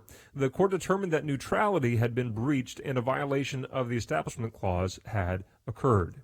But the question remains, can you teach the Bible in the public schools? The answer is yes. At the end of the court's opinion in Abington v. Shemp, the court noted, quote, "It might well be said that one's education is not complete without a study of comparative religion or the history of religion and its relationship to the advancement of civilization. It certainly may be said that the Bible is worthy of study for its literary and historic qualities. Nothing we have said here indicates that such study of the Bible or of religion, when presented objectively as part of a secular program of education, may not be affected consistently with the First Amendment." So the Bible can be taught in the schools. Exactly how is a more difficult conversation. To learn how First Liberty is protecting religious liberty for all Americans, visit firstliberty.org. You can learn how to protect religious freedom in the workplace, public schools, your church, the military, and more by downloading First Liberty's free Religious Liberty Protection Kits at firstliberty.org. That's firstliberty.org. If you want hope for religious freedom, go to firstliberty.org.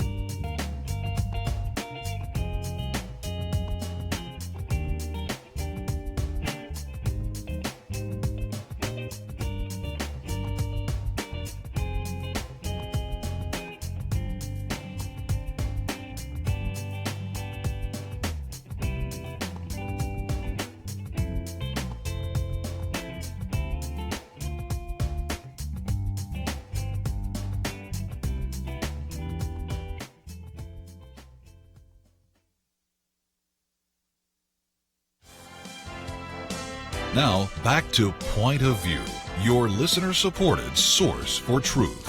Back once again. If you'd like to join our conversation, 1-800-351-1212. I might take a phone call or two in just a minute, but let's at least get Jesus out of the grave and ascension. And that's one of the chapters which is called The Mountain with No Name, the God who sends, and that's the Great Commission. And if nothing else, that we don't really necessarily know which mountain it is. I think we have some ideas, but talk about that particular chapter. Well, the Bible just says it's an unnamed mountain in Galilee, and we're all familiar with the Great Commission, those of us who have been walking with Jesus for a long time. Go into the world, make disciples, baptizing them in the name of the Father, Son, and the Holy Spirit. What this mountain's all about, Kerby, is life is not meant to be lived on the mountain. We are meant to have these moments with the Lord where he reveals himself to us, changes our perspective of ourselves, changes our perspective of him. But life is ultimately meant to be lived down in the valleys of everyday life.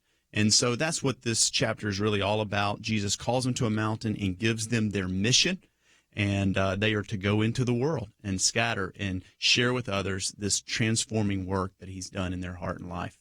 All part of the book, The Mountains Are Calling, at making the climb for a clear view of God and ourselves. Let's take at least one phone call here. We'll go to KBJS, Texas. Orban, what would you like to add to our conversation today? Well, guess we don't have Orban. So anyway, he was just saying he wished he'd had a copy of that book when he was at camp. And again, some of the great opportunities for people to use that for teaching. One more of that you do have, and that is The Last Mountain, the God who is returning. We have to recognize that the story is over for now, but there will be a time when Christ returns to a mountain once again. And talk about that. Well, Mount Olivet plays such a critical role in Scripture. We've already talked about the Garden of Gethsemane is located on this mountain, and it is where Jesus ascended from in Acts chapter 1. He actually ascended from the Mount of Olives, and I love that story because the disciples are looking up in the air, seeing that Jesus has now ascended, and two angels show up and say, "What are you looking at? The same Jesus who just left you is going to return again in the same way that he left." And so essentially he says, now get back down the mountain and get to work. And so the promise of Scripture, according to Zechariah, is that Jesus will one day physically return. I mean, that is a core belief of the evangelical faith, that we're praying, come, Lord Jesus. And he's going to return, and the Bible promises that he's going to step foot on the Mount of Olives. Again, another reason to get to the Holy Land, to stand where Jesus is going to return is something else. And so I just write about the fact that the story isn't over, as you just said, but Jesus is coming again. He's going to establish his earthly rule and reign, and we're going to reign with him forever. It's going to be a wonderful day. You know, one of the things that certainly is the theme of the Great Commission and our responsibility is this idea of evangelism. And I know that whether it's Pastor Graham or Pastor Stephens or anybody else at Prestonwood, you have a real heart for evangelism. And it does seem to me that although this book is really for our Christian friends, I can't help but wonder if this couldn't be used in a way evangelistically to say, you know, you maybe don't really know the God that I know of. I find sometimes people say, well, I can't believe in God. And I'll say, what's your view of God? And I'll almost every time say, well, that's not the God I believe in either, and it's not the God in the Bible. But this would give them, maybe for the first time, a picture of who God is, who Jesus Christ is, and the way you've structured it. I think by the time you get to chapter 9 and 10, I think you could actually have a person make a personal decision for Jesus Christ. What are your thoughts? I hope so, Kerby. That's the heart behind this. I mean, if it's not for people to grow in their relationship with Christ and ultimately for people to know him in a greater way, to receive him as Lord, I'm very passionate about the gospel being clearly articulated. And so in this book, I tried to do that multiple times throughout the book because I want people to be able to hand it to a friend and say, hey, I know you're on a journey spiritually. This book will take you on a journey through the Scriptures. And as you say, we'll get to see the real God of the Scriptures and then hear the gospel, read of the gospel and his death, his burial, his resurrection. And I hope that it will be an agent for life change in the hearts of a lot of people. Let's see if we can take a quick phone call here. Orban, what you want to add to the conversation today? Thank you, Kerby. I wanted to let y'all know that I wished I had had that book when I took the Boy Scouts backpacking up in the San de Cristo Mountains, the Blood of Christ Mountains up in the Cimarron, New Mexico, at the Philmont Scout Ranch. I wish we'd had that book preparation before we went on that trip because we had some great experiences up there on the mountain. And if we'd had that book, I think it would have contributed greatly. I'd like to suggest anybody going to take any camping trips with youth to prepare and get that book and be prepared when you go by studying it ahead of time. Very good. Well, you talk about that in the book, don't you? I do, Orban. Thanks so much for your call. And I've been to the San de Cristo Mountains. Our family goes up there often. And really that whole idea, the subtitle of the book is Making the Climb for a Clearer View of God and Ourselves. God really gave me that picture in the San de Cristo Mountains. I was riding up a gondola, actually on our way back down the mountain, and I was with one of my little girls, and she's just picking out where you were staying, where we're eating ice cream later. She's picking it out, and I just noticed in that moment, we're on top of this mountain on our way down, how our perspective changes. And so that happened, Orban, right there in the San de Cristo Mountains. Well, again, that's one of the things in the book that I think people are going to really enjoy. So, again, if indeed people get a copy of the book, everything that they probably need is in the back. But if they wanted to contact you, maybe get some ideas, or say, oh, do you ever share your sermon notes or something like that? Are you available for even opportunities to share that with people or to come and to speak at other churches? Because, again, I'm sure we'll let you go occasionally from Prestonwood to speak other places, wouldn't you? Oh, yeah. I'd be honored to and can entertain any of those invitations. Just J. Stephens, Stephens, at Prestonwood, one word, prestonwood.org. And so that comes straight to me. And I would love to entertain any questions and help in any way that I can. Well, again, I think if anybody would like to either learn it themselves or have you come and speak at a camp, we both believe in camping. And there is something about that, and maybe you've thought it through, but, when you have God's revelation in creation and you put God's revelation in the book, I have seen things happen at Christian camps that happen nowhere else. And, of course, as you also point out, when you go to some of those mountaintop experiences, there's no cell phone connections. There's no Wi-Fi. And for the first time, sometimes you disconnect and you've got 4 girls, so I know you know about this better than I do. Hey, the scripture says the heavens declare the glory of God. So when we get in his majestic masterpiece, there's something happens. In camp, you get out of that regular routine of life. You're out of your normal schedule. You don't have the cell phone and the emails dinging you constantly. There's something about it. When you get in nature, you see how big God is, how little you are. It's a perspective changer. And I hope, again, Kerby, I hope that people will get it and be transformed by the truths that are taught in this book. The Mountains Are Calling, Making the Climb for a Clear View of God and Ourselves. It is published by Multnomah, about 200 pages. You should be able to find it in your local bookstore, but if not, click on the picture there, Dr. Jarrett Stephens. As you go down there, you'll see that we have a link to certainly the church website, but also we have a link there so that you can get a copy of it on paperback or Kindle.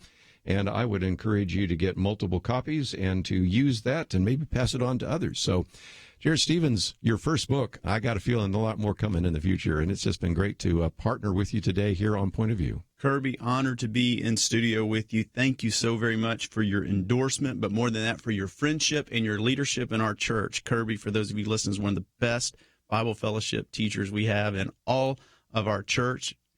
Probably the best. He's one of the best for sure, and we're grateful that you're a leader in our church and just your servant heart. Thank you, Kerby. Well, thank you. Again, on our website, my commentary today, my Viewpoints commentaries about this, so you might want to pass that on. You might also want to watch this again, so we have, of course, a place where you can watch or listen to it. You can go to the YouTube channel, and you might even want to take my commentary, hit that share button, put it on your Facebook page or your Twitter account, and some other people will know about Dr. Jarrett Stephens and his book, The Mountains Are Calling. We need to take a break. We'll come back with more right after this.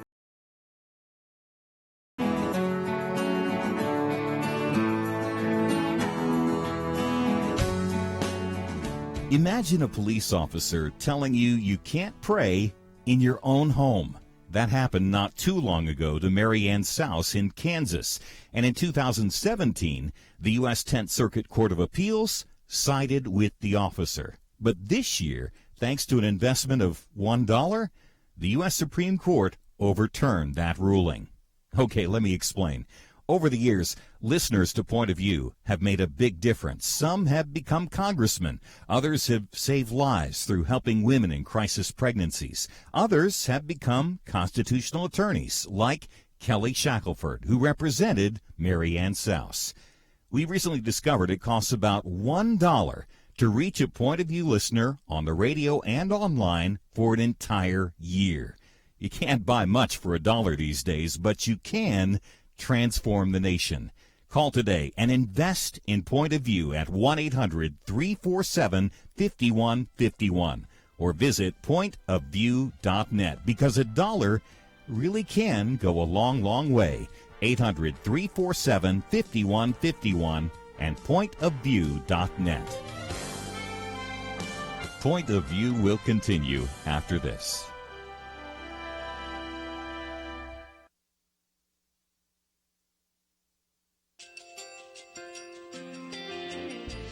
I just want to thank you so much for all the wonderful programming you have. You're just absolutely fantastic. I recently started listening to Point of View, and I really found it interesting because of the different subjects you cover. Thank you for that.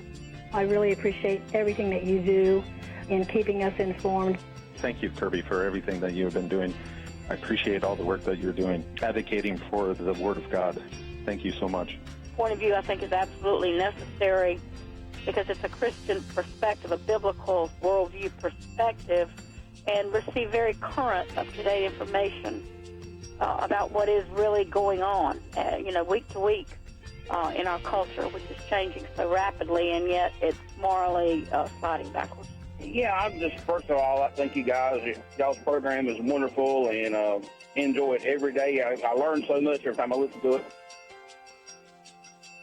Point of View Radio Talk Show.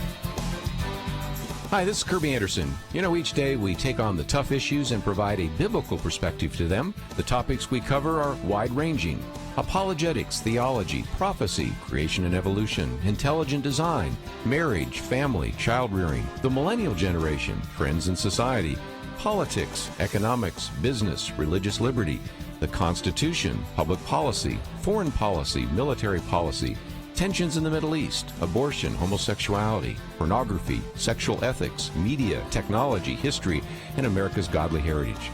We talk about anything that affects your faith, your family, or your freedom. So don't go anywhere, because Point of View continues right now.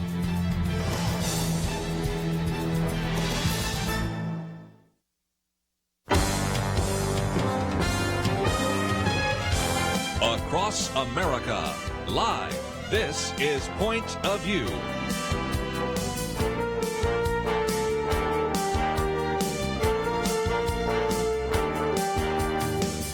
And now, Kerby Anderson. Back once again, if you would like to join our conversation, 1-800-351-1212. Going to spend some time looking at a number of key issues. And if you just joined us the last hour, we had a chance to talk in studio with Dr. Jarrett Stephens about his book, Mountains Are Calling, Making the Climb for a Clearer View of God and Ourselves. And again, my commentary today is about that. And again, as we mentioned, really developed the book as a way to think about how he might teach these ideas, especially spiritual ideas and Christian principles, in a way that would be very helpful for young people as he was traveling to the mountains. And again, I think it's just a great way to communicate some of these ideas about Abraham on Mount Moriah, as well as Moses on the burning bush and Mount Sinai and some of those, and Elijah on Mount Carmel. So again, my commentary today on those issues are important. And if you would like to know a little bit more about that book, it's available on our website, pointofview.net. Look for it in your local bookstore. Let me mention a few other things, and that is that these you might call leftover pieces of information for just a minute. And that is the fact that when we talk about these issues, sometimes it's important to follow up on them. And yesterday, you might remember briefly when we had Nick Pitts with us that we spent some time talking about the indictment and apparently the arrest of Representative Christopher Collins in New York. I have seen that it's been covered in the mainstream press, and so I thought we'd talk a little bit more about it for a minute. And we were hoping to get Peter Schweitzer on. He will not be on the program with us today, was able to not join us, but we'll get him on maybe on Monday. And so he can help give some perspective, and I'll do that in just a minute. But Christopher Collins was actually arrested for charges relating to securities fraud, basically insider trading. Now, the complaint has to do with something he did about this time last year, and that is where he had information that a negative drug trial was not going well, and so he passed the results on to his son.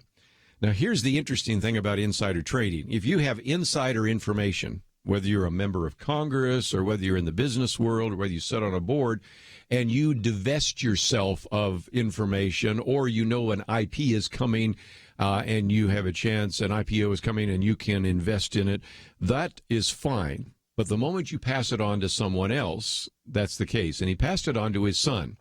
Now, I'm not justifying it, but I do understand why, if you know that money or stock or whatever that you or your family member, could be a son, could be a daughter, could be a wife, could be a friend or someone else, you know that they're standing to lose money, oh boy, it's hard to not want to tell them that. But nevertheless, this is the case before us. And so it is going to, I think, result in the conviction of Christopher Collins and maybe even the incarceration thereof. It also could mean that that particular seat, since he said as of yesterday that he's still running, makes it difficult for, say, a Republican to replace him, and maybe that becomes a Democrat seat. So, again, there are some long-term implications, which we'll talk about in just a minute, in terms of the election. But let me just point out that one of the reasons I wanted to get Peter Schweitzer on today, and I'll get him on next week, I think he's going to be on Monday at the second hour, about this hour, so we'll get into that more with him. But a number of years ago, I mean, I hate to admit it, but I'm feeling old now. 7 years ago, this was 2011, I wrote about a book that he had that came out at the time, which was called Throw Them All Out, and it had to do with some of these midterm elections, 2010, 2014 coming up, and of course now we're in 2018, and he's talking about term limits and electoral backlash and all the rest. But in the midst of the book, he talked about something that is why I wanted to have him on the program. And that is how members of Congress were becoming rich over these stock tips. Consider the fact that the average corporate insider trading his or her own stock usually beats the market by about 5%. Those who are in the hedge fund area maybe beat the stock market by 7%. But one of the things that got Peter Schweitzer's attention was the average senator beats the market by 12% each year. So as I said in my commentary at the time, either they are the smartest stock traders in the world or they're using inside knowledge to make themselves wealthy. And so the book goes into that in some detail. And so we'll talk with him a little bit better about that later, but it's just one of those ideas that when you're going to, over the next couple of days, hear about, well, here's a good example of corruption in the Republican Party, and it is, at least in this particular case, and because Chris Collins is somewhat of a friend of Donald Trump, we're going to hear this just illustrates, again, the corruption there. If anything, I think it illustrates the fact that the justice system works. It's because if he was the friend of Donald Trump, you'd think he wouldn't be indicted and arrested, and he was. So I think in some respects it illustrates that maybe the system works. But nevertheless, one of those issues I wanted to put on the table. And since we yesterday spent some time talking about, in this hour, the elections, I wanted to come back to that and point out that since that time, it still looks like in Kansas, Secretary of State Chris Kobach has maybe held on to a narrow lead in the Republican primary for governor. But as we pointed out yesterday, and I think this is still the case, less than 200 votes. And so there is going to be no doubt about that, a recount and maybe even a counting of some others. On the 12th Congressional District, even since I mentioned this a couple of hours ago on the local station that we do this broadcast, and now, of course, we're on the national program, we now have also discovered some other ballots. And I always have a little bit of a problem when all of a sudden we discover some other ballots. But certainly in the 12th Congressional District there in Ohio, at the moment, Republican Troy Balderson is leading. But as we reported yesterday, about 3,400 provisional ballots. And now we've discovered another, 900 ballots, if I've read that correctly. So that could change. Now, if they end up being split about 50-50, then he will still be the individual who was elected in the special election in the 12th Congressional District. But if not, then we'll see a Democrat there. But this is, again, maybe one other point I might make before we take a break.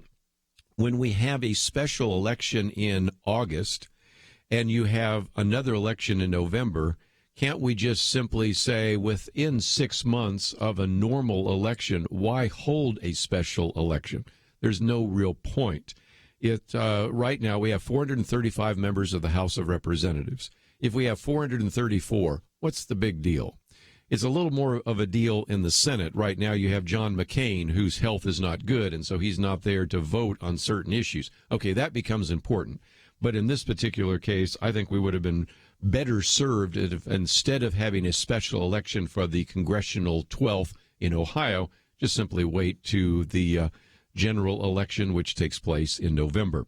By the way, I might mention one other real quickly. In Michigan, John James did win the Senate primary as a Republican, and many people think he has a chance of defeating the Democratic incumbent Debbie Stabenow in Michigan. But, of course, a lot of that hinges on something we've talked about before, some of these tariffs and some of those issues. So we'll be watching the elections, and when we come back, I'll talk a little bit about how some are convinced that we still have a blue wave coming and that the red wave is an illusion. We'll talk about that right after this.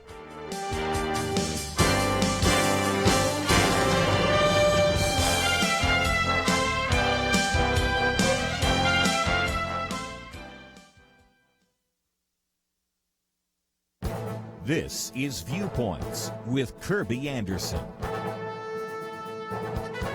When God wanted to reveal truth to his prophets and the people, he often did so on a mountain. Just think of the names of the mountains we read about in the Bible.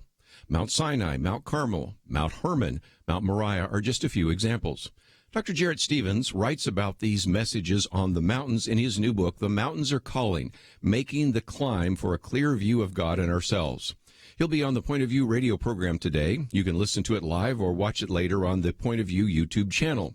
The idea for the book came to him as he was preparing messages for young people who would be on a physical mountain, but also needed a mountaintop experience that would change their lives and their perspectives.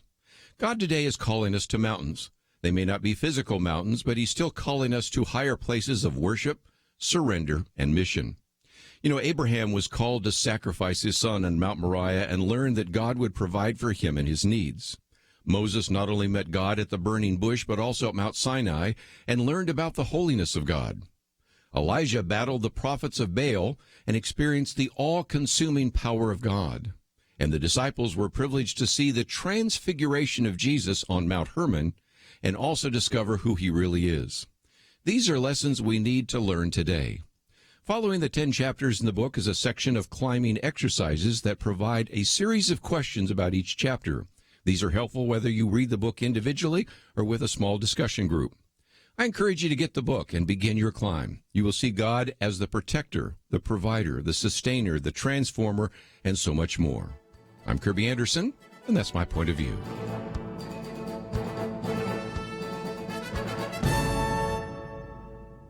Take Kerby and the Point of View team with you on the go with the Point of View app. Search for Point of View Radio at the Apple or Google Play stores.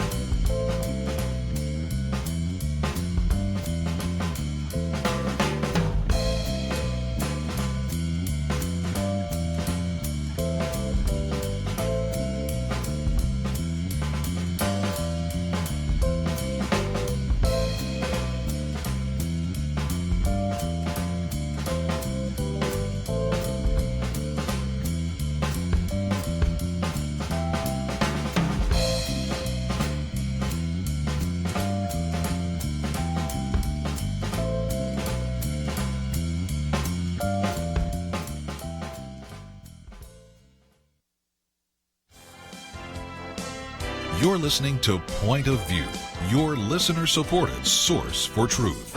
Once again, if you'd like to join our conversation, 1-800-351-1212. Love to hear from some of you that actually are in states right now that have had some primaries. And, of course, that's Michigan, it's Kansas, certainly Ohio, to mention just a few. And there are some that are saying this is going to illustrate only so well the possibility of a blue wave. And we talked about this yesterday. The Wall Street Journal put it this way: the red wave might be an illusion because they said Republicans at present trend are poised in November to lose their majority in the House of Representatives and a slew of governorships. Now, I'll put this in perspective. In order for the Democrats to take over the House, they need essentially 24 seats. Actually, it's exactly 23 to have the majority that they lost in 2010. And 3 to 4 times as many seats of that could be in play. The example that they use is the one I just mentioned a minute ago in Ohio, the 12th congressional district. Now, again, that's a special election. You don't want to do too much extrapolating from a special election because it happens in August. People are on vacation. In some respects, you have a lot of motivation to see if you can bring about a change. The understanding that I have is that a higher percentage of Democrats voted in that special election than normal, and a lower percentage of Republicans did. Is that going to look the same when we have that election in November? Well, maybe not. But that, I think, brings us back to the key point made by the Wall Street Journal, that the Republicans hold about 68 House seats that are less Republican than this Ohio district. So the idea that indeed this particular case was won by about 1% in a heavily Republican district suggests that maybe indeed Democrats are going to take over the House of Representatives. So we will kind of continue to watch that. It is kind of interesting that the realities are very different between the House and the Senate. In the Senate, as we've talked about before with Kelly Shackelford, Democrats have to defend many more seats than the Republicans do, and there are a number of Democrats that are somewhat open to the possibility of indeed losing their seat. And whether we look at what could happen in places like Missouri or North Dakota or Montana or West Virginia, a number of places like that, you can see that's certainly one issue. But when you come to the House, as they point out, many more of these House seats which Republicans need to defend are up for grabs. And in some respects, we keep seeing some of those individuals who were Republicans, who were committee chair people, that instead decide, since they were term limited, just to leave Congress entirely. And so there is a situation where you have many more of what are called open seats. And so we'll see how that plays itself out for some time. Now, one of the things that I am writing about, and you'll see my commentary next week about, is that the argument that we've been told for some time is that in this post-Christian nation, you would think that we might, because after all, religion is sometimes a source of some tension, you would assume that we would turn into more of a kinder, more tolerant place to live. Well, Peter Breinart, writing in The Atlantic, reminds us that even though we have a vast majority of individuals that believe in God, there are a lot of people fleeing organized religion. And so as a result, he points out that indeed he would have expected, because he's got kind of a secular mindset, that this trend would end the culture wars and it would lead to greater harmony. And yet he said just the opposite has happened. His quote is, "Secularism is indeed correlated with greater tolerance of gay marriage and pot legalization, but it's also making America's partisan clashes more brutal." And he says that non-churchgoers have adopted a bleak view of America. And so he says, has the absence of church made their lives worse, or are people with troubled lives more likely to stop attending services in the first place? He says establishing causation is difficult, but we know that culturally conservative white Americans who are disengaged from church experience less economic success and more family breakdown than those who remain connected and grow more pessimistic. And so the point he's making is at a time when more and more people are leaving church, we're seeing more conflict than ever before. And that brings me to something that we just mentioned in passing yesterday, but again, I have a commentary coming out next week on it, and that is what is happening with some of these so-called leftist mobs confronting conservative leaders. Probably the best-known video that's out this week is the video of Charlie Kirk and Candace Owens, and they are with Turning Point USA. Charlie Kirk used to be on the program years ago. It's been a long time since we've had him on, but okay, they're sitting there eating breakfast in Philadelphia at a cafe, and they're verbally assaulted with whistles and bullhorns pushed in their face. Water's thrown on Charlie Kirk. At one point, Candace Owens has to tell a woman to take the bullhorn out of her face because it's so close to her. And as I've said on this program many times before, even the slightest move or gesture like this or anything could be misinterpreted, and I think violence can erupt, because we've got to recognize that sometimes, and I even got the sense here watching that video, that the perpetrators are trying to provoke a physical reaction. Probably the best example is one we talked about a couple of weeks ago, and that's where the Florida Attorney General Pam Bondi was going to a premiere of this documentary about Mr. Rogers' Neighborhood. You wouldn't expect a confrontation taking place there. Oh, yes, there was.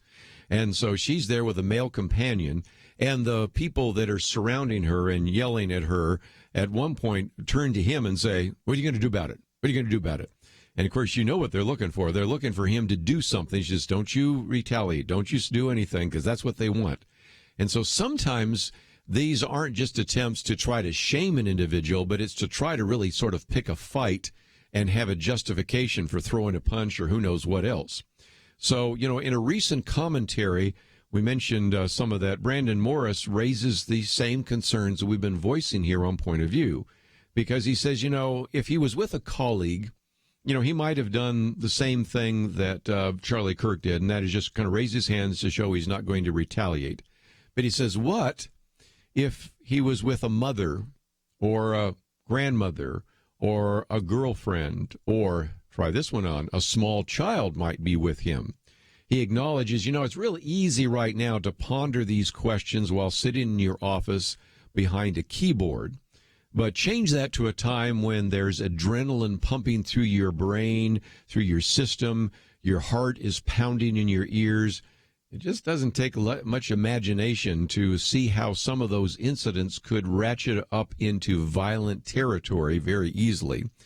And I've got one more point, which I did mention briefly yesterday, but again, we talk over 3 hours. Sometimes you don't have a chance to hear that. And the leftist mob threw water on Charlie Kirk. But until that hit him and he could feel it, how did he know it wasn't acid or some other liquid? And that kind of changes the dynamic pretty quickly, because if somebody throws something in my face, there have been incidents, at least in other countries, in which acid has been thrown in the face of individuals. So how do you know it's water, and how do you know it's not dangerous or it doesn't have dye or something like that? And so, again, the concern I have is that in these incidences, nobody's been arrested so far. And so what's to keep, some kind of leftist mob in the future from raising the stakes? And so I think the bottom line is this: people are going to get hurt unless law enforcement begins to provide some deterrence against these leftist mobs. Now, to be fair, let's also recognize that sometimes when Donald Trump has a rally, you may have seen that the other day, where he says, turn around to CNN, and some of them are giving the one-way sign with the wrong finger, if you know what I mean. And, that could be inciting as well. But right now, we don't have situations where, conservative mobs are going after liberal politicians. But we do have many cases now of leftist mobs going after conservatives, Republicans, Trump cabinet members, the press secretary, and a variety of others. And it seems to me that this is an issue that we really need to address.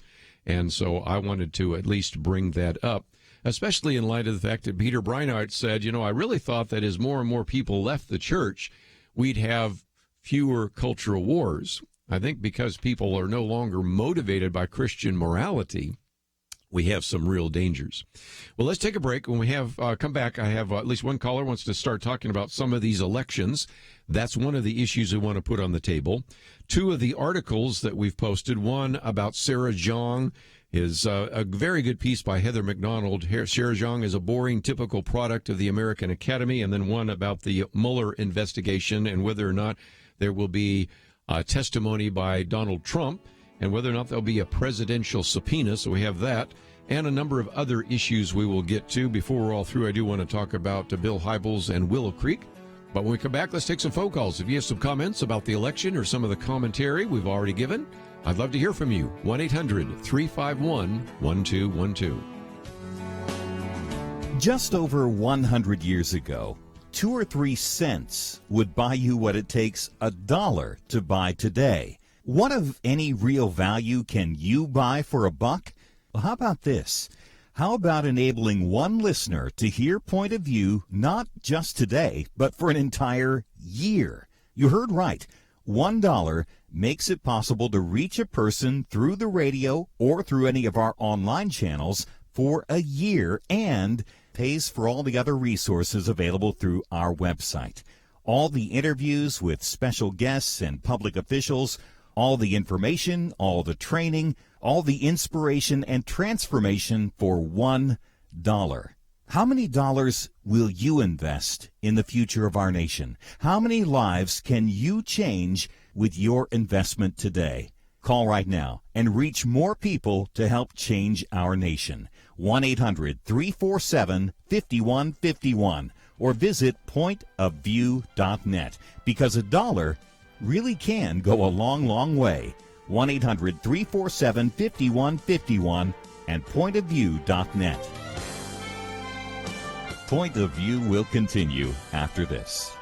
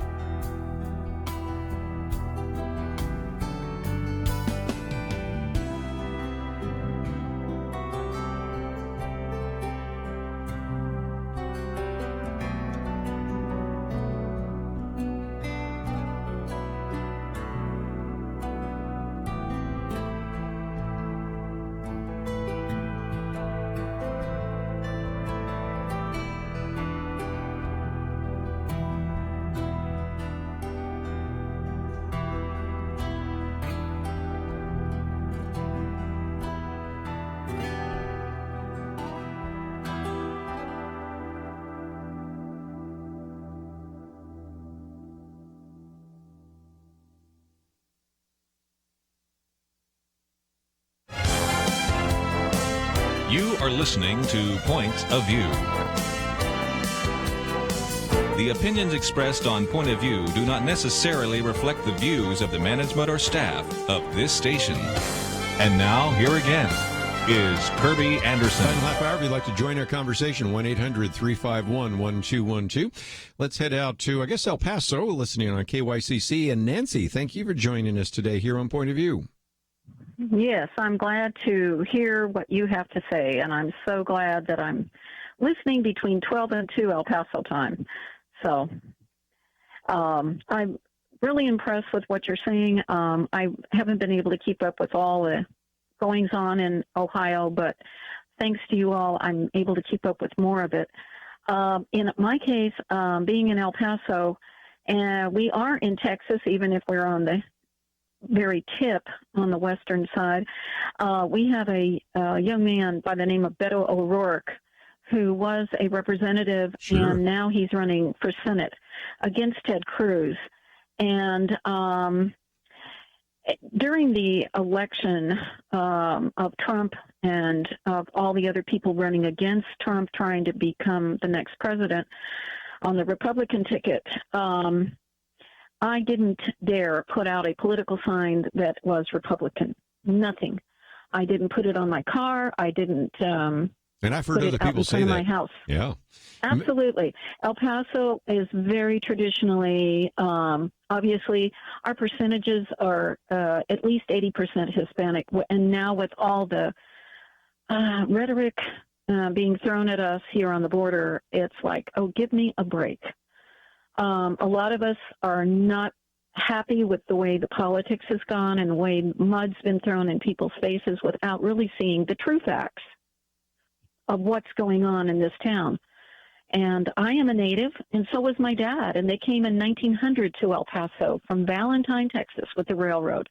So I have been aware of the food and the culture, and, you know, I really have appreciated it, but I'm getting to the point where I get it thrown in my face as a substitute. Do you speak Spanish? So I say to them in Spanish, comprende alemán, which is, do you understand Spanish? And so I teach the word kindergarten to be politically safe. So, yes, kinder, and garten. But with this thing with Beto, all his signs are everywhere. But, you know, I can't say that I support Ted Cruz simply because I am a natural family planning teacher that I learned about at Fort Knox 40 years ago when I was pregnant with my now almost 40-year-old daughter. I can't put a sign up. And more recently, I have a $1 special little flag that goes on my upright that I got from our savers, and I put it up, and my son has been in Kuwait twice. And every time I've been putting my flag up, as I remember every day, for him to wish him Godspeed, get back here safely. And more recently, my flag I have found upside down on the same uprights that hold the roof up over the porch. And I thought, I will be darned that somebody is looking at my flag and turning it upside down. Yeah, well, again, I mean, it used to be that you could put any sign in your yard. You could fly the flag, and that wouldn't be controversial. And you could stand for the national anthem, and you could kneel at the cross. But now you almost have to do everything in reverse. And it just, Nancy, what you are saying is what I've heard even in districts which you would say probably wouldn't have that happen. And we've all been in situations. I know when we used to live in a different place than we live right now, my son one time caught people pulling political signs out of our yard and all that kind of stuff. But it's gone a lot further now. And oftentimes people will steal signs and deface signs and everything. So this is why when people say, well, I see all these Beto O'Rourke signs for the people outside of the state of Texas. Let me explain. You have a Senate race right now, and Ted Cruz is the incumbent. And O'Rourke is the congressman from that area, is running for Senate and has done very well. As a matter of fact, raised more money each quarter than Ted Cruz has. But you can go anywhere in this state and see O'Rourke signs. You don't see a lot of Ted Cruz signs. One, because the Cruz campaign didn't spend a lot of money on it. But two, because I think a lot of people say, I'm just not going to put them up in my yard. I'm going to vote for the man, but I'm not going to put him up there because I just don't want to hear from the leftist mobs, the people we were just talking about a minute ago. See, this is it. This is exactly it, because I am a retired teacher, and I only had my 20 years in, and then I was married to somebody in the military, so I have some money, but not, it's for a limited amount of time. And so I have to watch my money very carefully. I have a little Mazda too. I'm sorry, but I can't afford to have it just ruined, and then I have to pay the $500 deductible because somebody broke my window or something like that, or scraped a key, and And people hearing this would say you must be living in a communist country. I mean, you're living in Texas, in the United States of America. Yeah. Well, this is it. And I have lived years ago in 1970. I was in Czechoslovakia in the summer, 2 years after the Warsaw Pact invasion.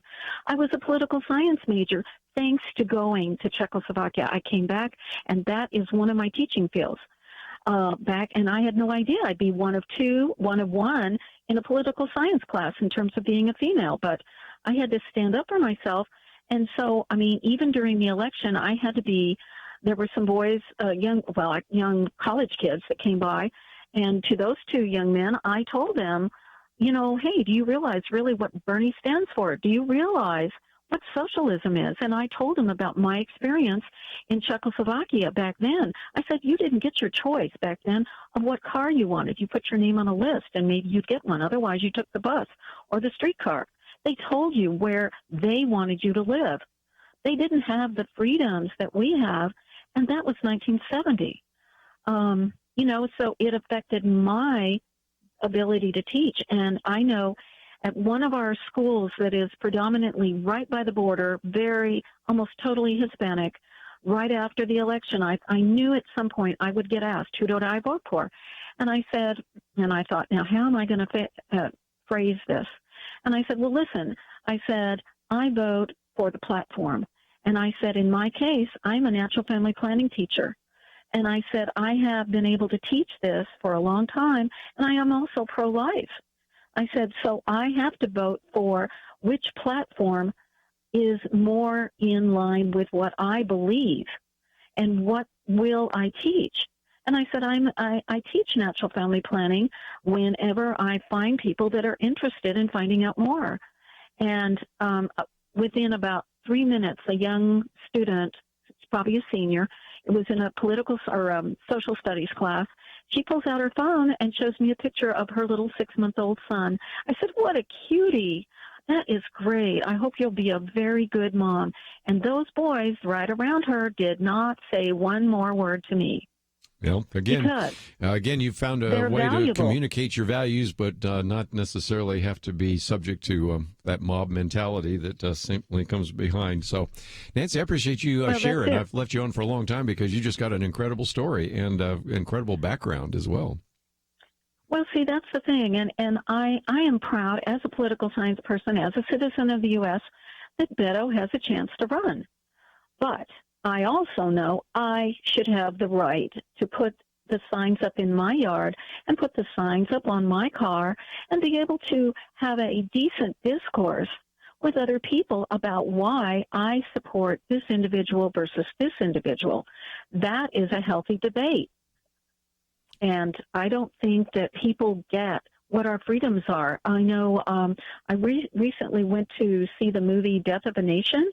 Mm-hmm. And somebody told me it was on, and it was like, oh my gosh, that is so on the mark. It is so on the mark. Sure. We had Dinesh D'Souza in here just a couple of days ago. Matter of fact, 2 days ago. He's here on Tuesday. And again, that's a great movie. And That's it. We need I have to be careful because I'm German. I'm German background. I picked that up.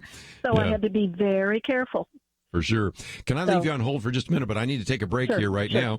Nancy with us, and I was going to just maybe talk with her off air, and we can maybe record some of the things that she's shared with us. But I have one of those mandatory breaks coming up. But what stimulated that was 2 points that if you're just joining us, one where we were talking about the election. And, of course, we talked about a couple of those. We had elections yesterday in Kansas and in Michigan and Missouri You had a special election in Ohio, to mention just a few places where we broadcast, and some saying that indeed we might have a blue wave. So that was the first issue, but also I talked about this idea of leftist mobs, and I'm picking that up from Nancy as well. Is it even possible that I can post a political sign in my yard or even have a flag on my house without somebody either defacing it, stealing it, or in the case of the flag, turning it upside down? And I'm beginning to think the answer is, in some places in America, no, you can't. This is not the world that many of us grew up in, but it's the world we find ourselves in right now. It's one of the reasons why I hope that you listen to Point of View, and we do our best to try to cover some of those issues. We come back, I've got a couple of key points from the 2 articles we posted today that I would encourage you to read. So let's take a break. We'll come back with more right after this.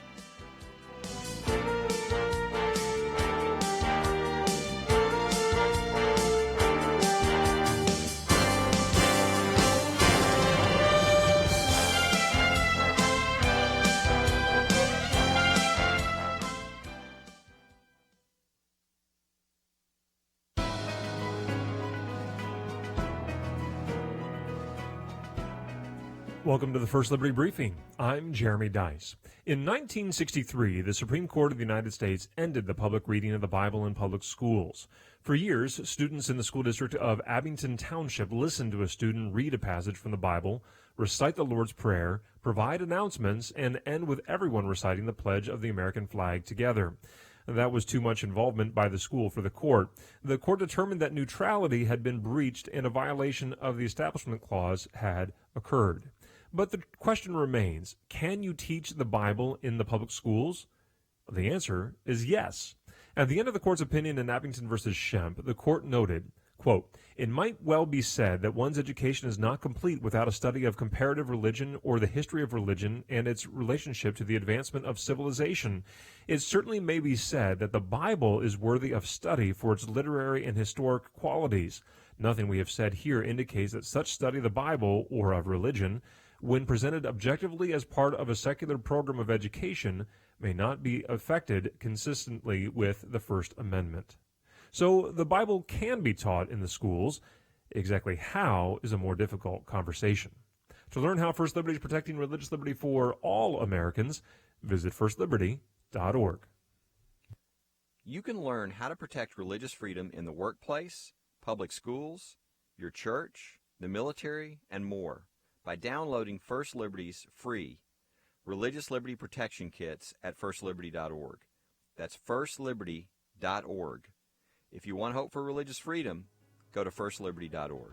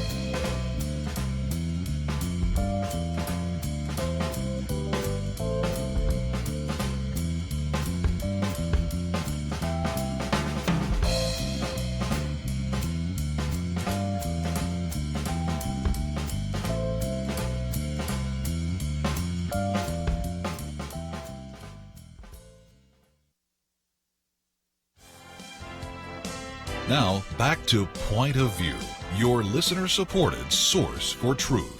For a few more minutes, let me just mention that one of the articles we have here is a piece by Heather McDonald, who's been on the program with us before. She's with the Manhattan Institute, and an individual that is probably best known for the most recent book about the case, the war against cops. But she, in this particular case, addresses the issue of Sarah Jong. You might remember this is the individual, Asian American, actually Korean American, who actually has been putting out just an incredible number of really kind of harsh, racist kind of tweets against white men, against the law enforcement, and on and on. And if nothing else, it connects, I think, very well to the idea that we just talked about a minute ago. Where does this hatred of America come from? Where does this victimology come from? And we posted a piece a few days ago by Jonah Goldberg, Why Racism Begets More Racism. And again, occasionally some people say something over the top. We used the example of Ben Shapiro or Kevin Williamson or somebody like this, but this has just been going on for like decades. And then for this individual to be put on the editorial board of the New York Times just is kind of beyond the pale. But nevertheless, that's what we find ourselves. And Heather McDonald, if nothing else, reminds us of this. She says the key features of this individual who is writing all of this material, Sarah Jeong, is a worldview with an obsession with whiteness, its alleged sins, a commitment to the claim that we live in a rape culture, and a sneering contempt for objectivity and truth-seeking. And she says, that is, Heather McDonald says, these are central tenets of academic victimology. From the moment a freshmen arrive on a college campus, they're inundated with a message that they're either the bearers of white privilege or its victims. And then talks about college presidents and diversity bureaucracy teach students to see racism where none exists, preposterously accusing their own institutions of systemic bias.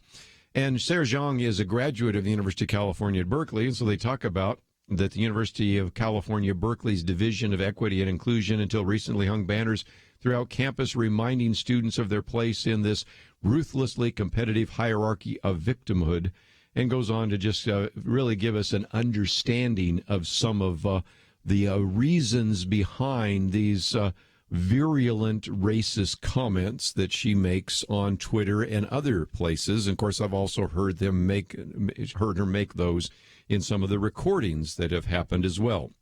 Now, again, do I believe that the New York Times has a right to hire somebody like that? Yes, they do. Do I have a right to explain that that's just one more reason to have questions about the judgment of the editorial board of the New York Times? Yes, I think I have that one too. So that is one of the articles we've posted. I also posted one on the issue as to whether or not Donald Trump will sit for an interview with Robert Mueller and the investigation, and more importantly, the issue about whether or not he and his lawyers, who have said they would resist a subpoena against the president. And the historical precedent for that is pretty strong because, after all, when there were questions asked of Ronald Reagan, he was questioned in writing, and they would be willing to do that. Even Bill Clinton, in the midst of the Monica Lewinsky scandal and the impeachment and everything, basically had them remove a subpoena and renegotiated maybe a narrow form of questioning. So we'll see where that goes. But I wanted to post that article. But I also want to go back and pick up a few phone calls here about some of the things that you have some questions about. So let's head to Arizona real quickly. KNLB. Gary, what would you like to ask today? Oh, it's kind of a silly question, but I just picked you guys up, and you're talking about a blue wave and a red wave. Does a blue wave identify a particular party, like Democrat or Republican? Or yes, it does. Blue wave would be a Democrat. And again, maybe I should redefine the terms every once in a while. When they talk about this blue wave, because usually blue is used to identify Democrats, this is the argument being used that indeed, if Democrats could pick up at least 23 seats in the House of Representatives, and you have 435 members of the House of Representatives that are running either in an open seat, an incumbent, or whatever. But if they could pick up 23, that would be a blue wave. And some people said it would be a really big blue wave. That would be like a blue tsunami. And, of course, and the idea of a red wave, that's what you had in the last two midterms. In 2010 and 2014, it was pretty much a red wave, and that is Republicans picked up lots of seats, both in the governor's races and in the House of Representatives and even in the Senate. So that's a very good question, and it's a good illustration of my need to make sure I define my terms every time I do so. I wish I had more time with you, but let me get to a few more phone calls real quickly. Let's go to Georgia. Gwen, you have the floor. What's your point of view today? Do we have Gwen? Yeah, go ahead, Gwen. Okay, hi. I am an African-American woman who is a very hardline Christian. I don't vote on Democrat or Republican, although I voted for both in presidential elections. But I'm very sad to the point where I want to cry when I look at Christians. As a whole, I think that it looks like we fight for the things we can't see, but we turn a blind eye to those sins that are right there in our faith. We are supposed to see deceit or I didn't understand how people could vote for someone who's blatantly telling us mistruths. Now, some people say it is, fake news, but where do we get our news from? Where do we get our information if it's not directly from the source? And if someone tells us this is who they are we as Christians not to believe it? And is it more important to just stand on one issue and not look at God's total plan? I think you've got some good questions there. Again, we talk about wanting to apply the Bible to the whole counsel of God, and we want to apply it to every area of life. And so I would certainly agree. And if nothing else, I really do, and Gwen, since we're running out of time, we'll probably just have to make that the comment for the day, encourage you to read widely and don't necessarily believe everything you see, read, or hear. As we say on this program more than once, you don't even have to believe what we have to say. Read it for yourself. That's why I've posted some articles, for example, by everybody from Jonah Goldberg to Heather McDonald. This particular one here from Newsmax about Donald Trump, and some of those other articles that we've posted from the Stream and the Daily Signal and a variety of others are just an attempt to try to give you some other sources, because sometimes what you find, as we've talked about so often, is an editorial kind of bias keeps certain issues from even being discussed. And I think it's important for us, as we have done so often on this program, talk about issues that never get covered in the mainstream media. So I would certainly encourage you to do that. And I would also encourage you to be in prayer. One of the things we didn't have a chance to talk about, although I did on one of the other hours, is what has been taking place in one of the most preeminent churches in America, Willow Creek Community Church, where you've had now both of the individuals who were there to replace Bill Hybels, who have stepped down. And so this has been kind of a very sad commentary as well. And so I would encourage you to be praying for what has happened there. Bill Hybels, of course, resigned. Now you've had the two lead pastors, Steve Carter, and now yesterday Heather Larson stepping down, and even the elders stepping down as well. So we'll come back to that issue sometime in the future, but it's just another matter of prayer as well. I want to thank Andrew and Steve for the help behind the scenes. If you'd like to know more about the interview we did with Jarrett Stephens the last hour, you can go to the website, pointofview.net. Tomorrow is our weekend edition. We'll see you then, right here on Point of View.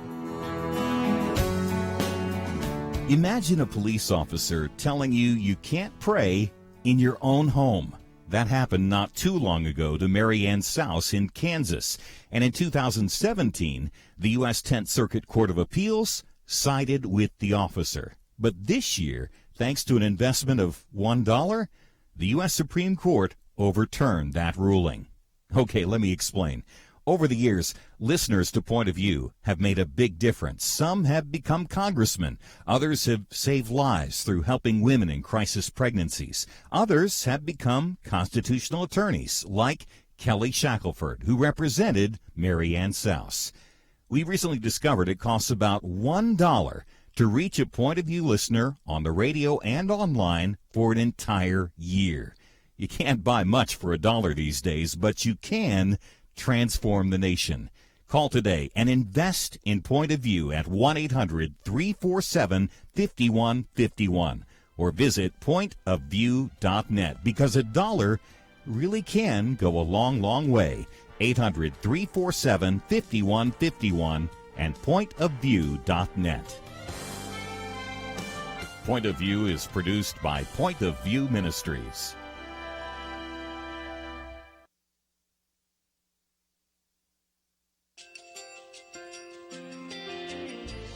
I just want to thank you so much for all the wonderful programming you have.